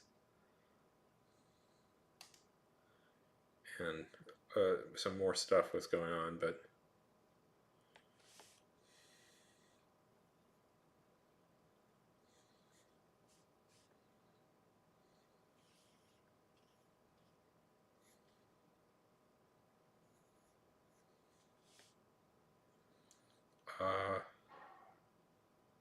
trying to think of a show.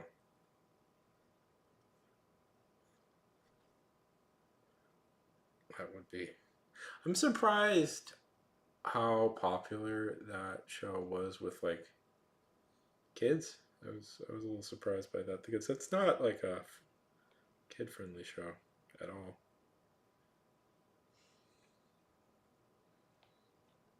I don't know.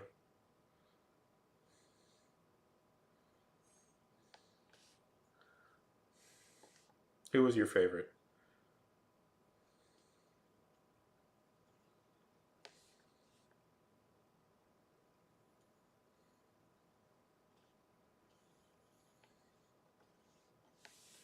Um,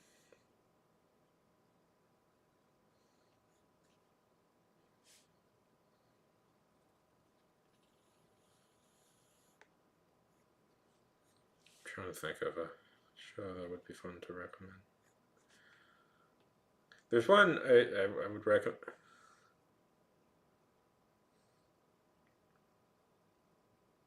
Yeah, there was one I would. I'm just trying to think of a show you might like, and it frustrates me because there's one I think you would be quite fond of, but the creator was weird. Turned out to be a weirdo, so I don't want to recommend it. Yeah. What do you talk? I don't think there was that much of a political message. Uh, what are you talking about? No, no, what? What a story, a story. Oh, damn it! I don't want to reveal what's going on. Part of what because of anyways.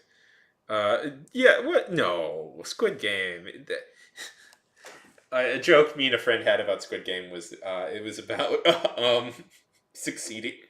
It was about how great capitalism was. How everything is fine and everybody loves it. Or what was no? Oh yeah, I was like, Squid Game has a fundamental message. We need to get rid of the estate tax for 5 million and up inheritance. Yeah, no, yes, it was very political. It was incredibly political. Explicitly political in one later scene that I don't want to spoil. Uh, I don't want to. I don't want to spoil too much of it, but yes, very. It gets very explicitly political at a certain point.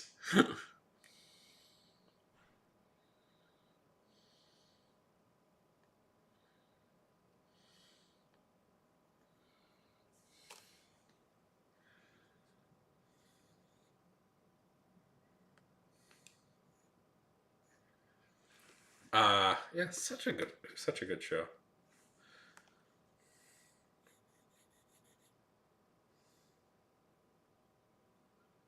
Yes, it was. It is a South Korean show.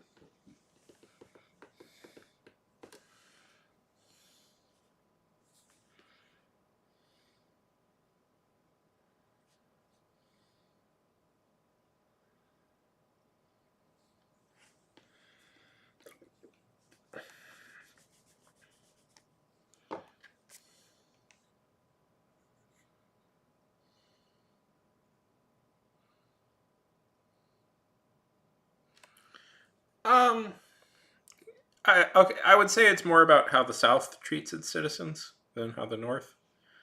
One of the main characters is actually a refugee. Is actually a refugee from North Korea.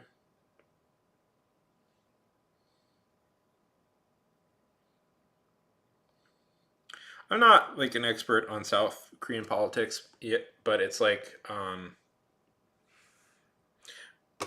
I would say before I go further, when I talk about this stuff,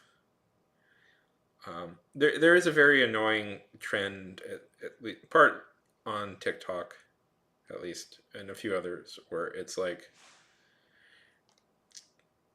just because one thing is bad doesn't mean other thing is good.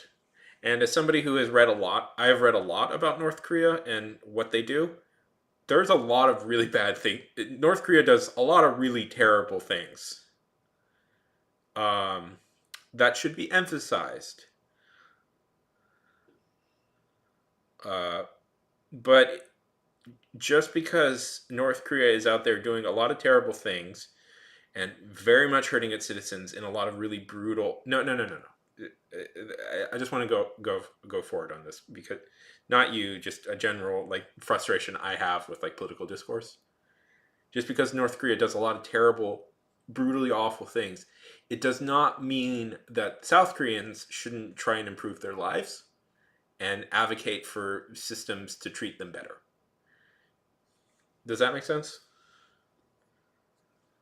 Because I think it would be very churlish to say, yeah, things are better in North Korea than South Korea, But I also think it would be very churlish to say that means the South Koreans should not complain and try and get better treatment from the government, because quite famously, the South Korean like federal government is very corrupt and useless at times, and arguably, uh, I believe South Korea. Every president of South Korea so far has gone to prison, if I remember correctly, or has been brought up on corruption charges, or has been removed from office. Like, there's a lot of, yeah, yeah. Just because things are bad elsewhere doesn't mean Americans shouldn't try and advocate for bettering their lives.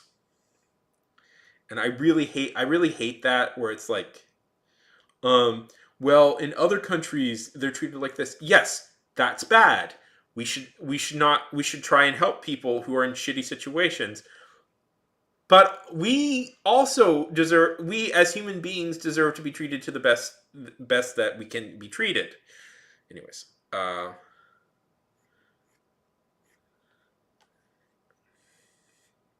so being that there is a lot of famously quite corruption. So South Korea has what like economists call kind of a lopsided economy in a little bit, because there's some to the anyways, it's complicated. All politics are complicated. Yes, exactly. But it also like the dual edged sword of that is then some people will go like, well, then those places shouldn't. No, like the point of I think like life is that we should be trying making everywhere better. Like everybody deserves to be treated good. Like everybody deserves good treatment, not just a special selected few. And we're trying to find the best way to do that. And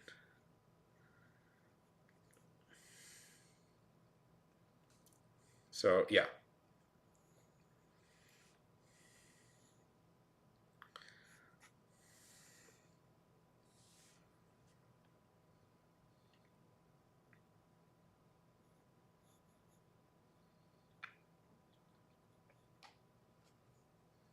yes, exactly. I think I'm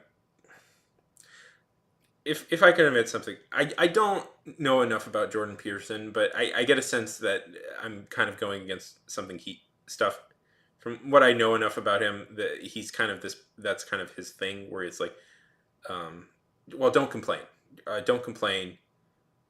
fix your thing and don't do anything like the world. If you're struggling, that's your fault and not anybody else's fault. And it's like, yeah.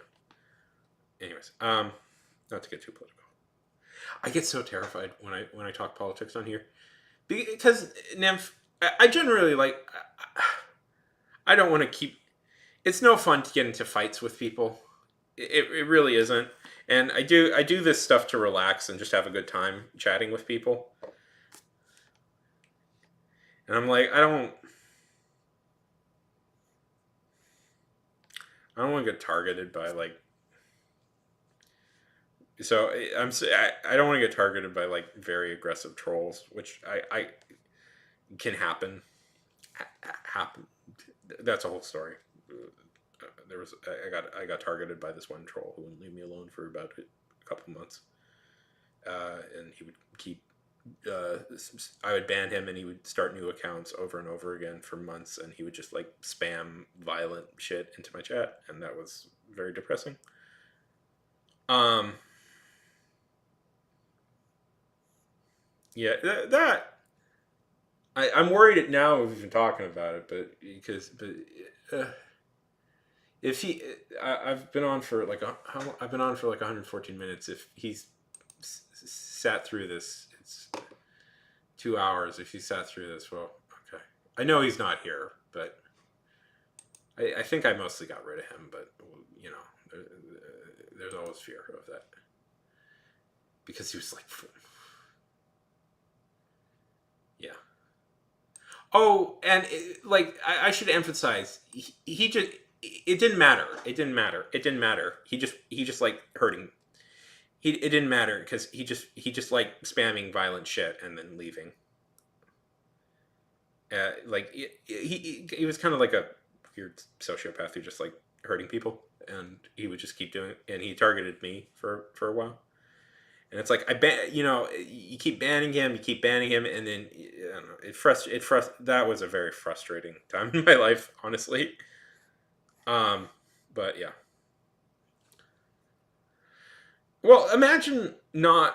Anyways, I don't want to talk about it. Don't want to talk about it. But yeah, so that's a little bit why I get anxious. Um, but yeah. Squid Game, good, very good. So what I was going to say is that there, quite notoriously, there's some really bad corruption within the South Korean government. Um, particularly like for the children of like the big five companies of South Korea. Like there was this whole thing where like the son of like I think it was Samsung, was it Samsung? I think it was Samsung. Uh, got like had a whole like melt freak out where like would go on these drunken rampages and they just let him go because he was so powerful and stuff like that. And there's so much like deference given to those big companies, to the big companies of South Korea, to the point where like some people have said, yeah, this is like yeah, a pseudo like new like pseudo like uh um like dynasties pretty much is the thing there. Also, like or like very famously, by the way, what's lost a little bit in history is how like by the way, South Korea a lot better than where it was in like the 50s, post World War II. By the way, South Korea in a lot of ways is also kind of a modern miracle that it's where it is right now because, ooh boy, when they started out, that was a disaster. I think most South Koreans would agree with me that it was an absolute disaster post World War II. They had a very brutal dictator that would just like mass murder people, and I think in some ways the fact that they have a somewhat functional democracy is good, but then again, where like this shit isn't happening anymore. But sorry, it's complicated. It's complicated, and I don't know enough about it to talk authoritatively. I actually know more about the history of North Korea because I've read a few books about North Korea. Uh, do you know that Kim Jong Il once kidnapped a South Korean director and actress that he liked so much because he liked their movies and he wanted them to make movies for South Korea?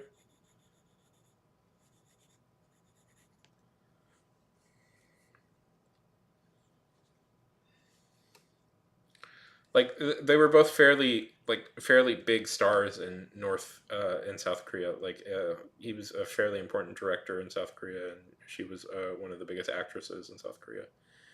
And he kidnapped them. He just kidnapped them because he was like, oh yeah, I want to watch. I like your movies. I want you to make movies for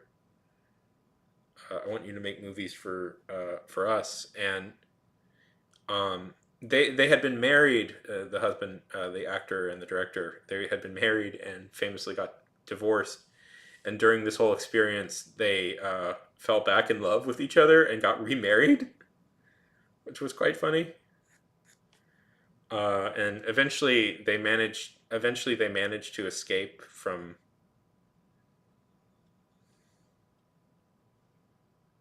Eventually they managed to escape, and they spent their last few years in the U.S.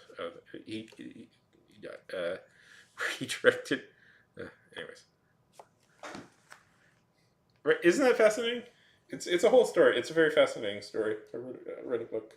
He's actually a very good director. He's considered one of the most very good director and actor duo. Considered one of the more important like directors in South Korea, right? Yeah.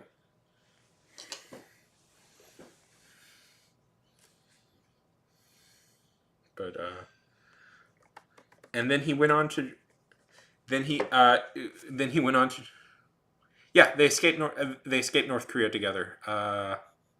He I think he went to the Venice Film Festival and escaped, and they immigrated to the U.S. after that, where he directed a little movie known as Three Ninjas.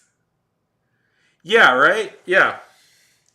Well, okay. So Kim Jong Il um, kidnapped her first, and then when he went to investigate what he was when he went to try and find investigate, he then kidnapped him.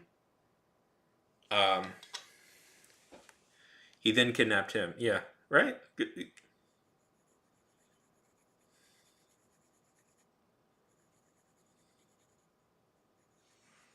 So don't.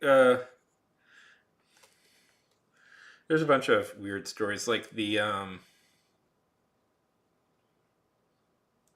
don't know if I've talked about this. I'm actually quite into pro wrestling, and there's a whole story about the one time they did a pro wrestling event in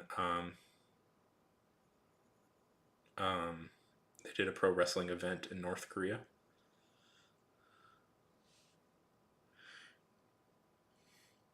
Are you a fan of pro wrestling, Nymph?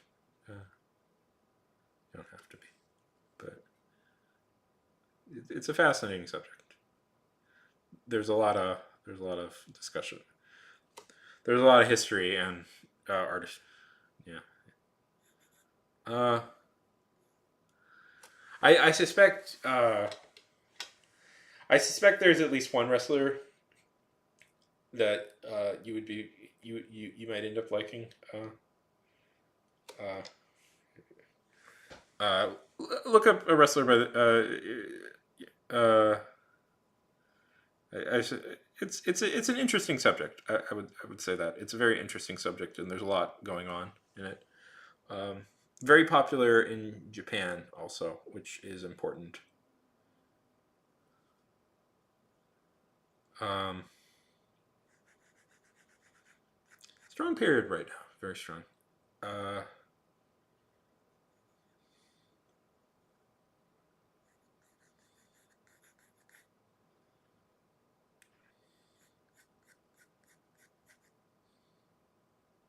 how dare they?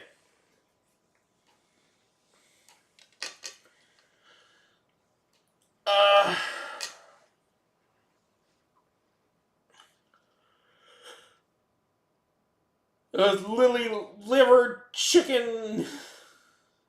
Yeah. Well, I won't go past 11. I think. I usually aim for about a 3 hour stream. Don't stay up on my account.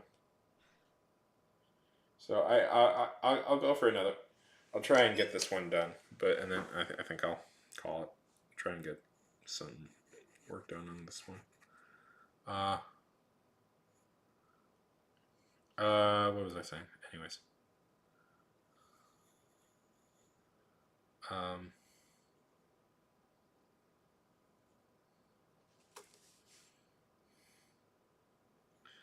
uh, you ever get? Yeah. What time is it for you?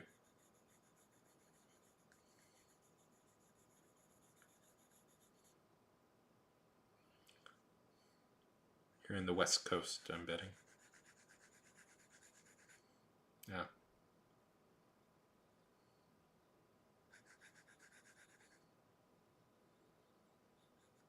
If you like Mavis from if you like Mavis from Hotel Transylvania, should look up Rhea Ripley and Paige as wrestlers. They're rocking us. They're ah that's Icarus.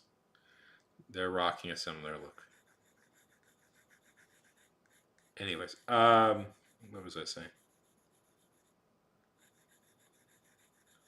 Uh, I've been to a few wrestling shows in my lifetime. They're quite fun. They're quite fun.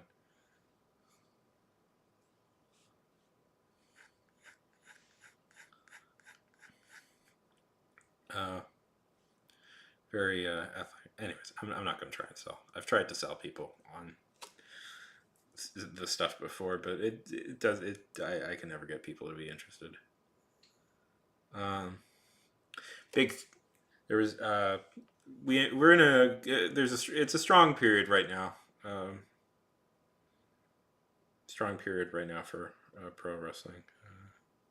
Cody Rhodes and all that stuff. Anyways, anything? Is there anything coming up that you're excited about? Any movie? Any TV show? Um,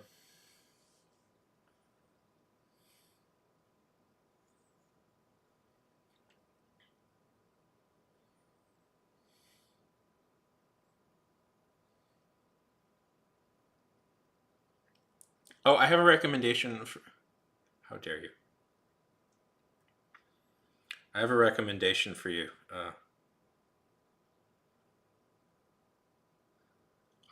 For a TV show, a movie you might like if you're curious. Um, it's a good movie. I mean, there's a ton of movies. If you like animated, check out a movie called The Illusionist. That's a really interesting one. It's French Scottish movie, but it's really it doesn't really have much dialogue. It barely has any dialogue in it, so you know you won't be lost. I thought I'd draw a character from Squid Game. I thought that would be fun since we were talking about it.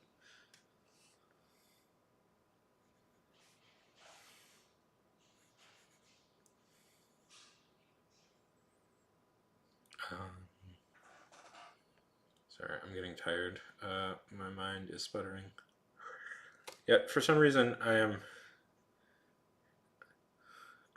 I certainly am not thinking about the fact that nope, it is animated. It is an animated movie. I was recommend. I just think that's a really beautifully animated movie, and I wish more people had seen it.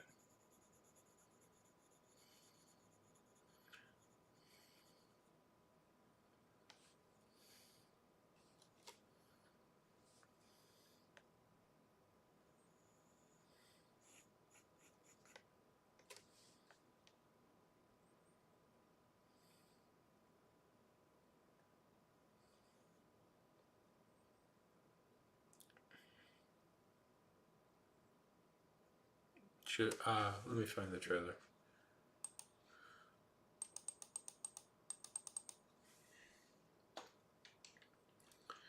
The Illusionist animation.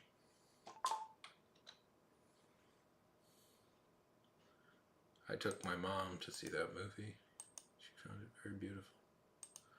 Ooh, this one looks interesting. I've heard of it before. The trailer, if you're curious. So I get nervous playing like trailer stuff on here, partly because I don't want to get copyright strike. Partly, which is a shame because I know a ton. I have a ton of cool things I could show people that I'd love to show people.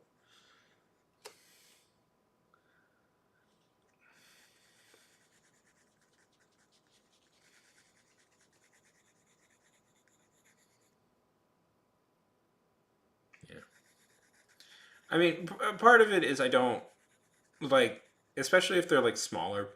I don't really care if it's like, say, a big company. Like, if it's a big company, like like a Disney or something. If I want to show something from like Disney, I don't really care because they're a multi-billion-dollar company. They don't. Who cares? But if it's like from some like small independent creator, I don't want to like ruin like take their like views. I know I barely get any views, but I still feel bad about it, even if so, you know.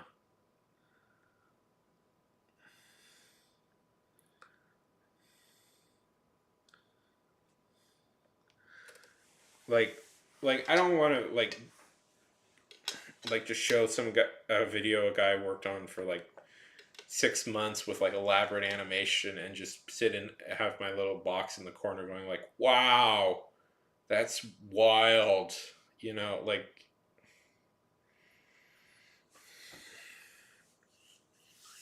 um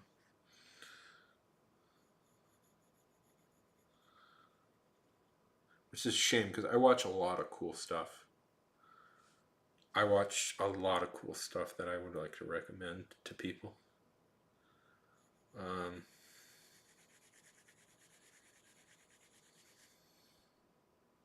Go to bed, go to bed. I should probably go to bed too. I'm just like, I finally, partly why I don't is I finally got like finally started flowing on a good drawing. I'm like, but I want to finish it. I want to finish it.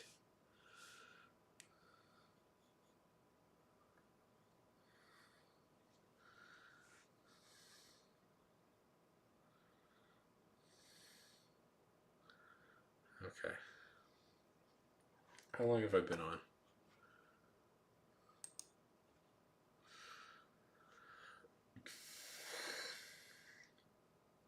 Thanks. Yeah, it's not bad, right? I'm pretty proud of that. 2 hours, counting the 40 minutes I did. I've been on for about 3 hours, counting the earlier one, the 40 minutes I did earlier. So 3 hours. That's a good stream length. I think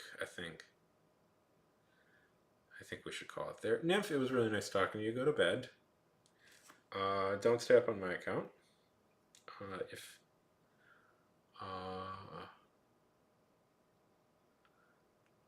I saw this essay on Greek mythology, a video essay on Greek mythology and its adaptations that interest me because I both agree with a lot of the person's points, but they have some other points I don't so much agree on. But anyway, okay, night.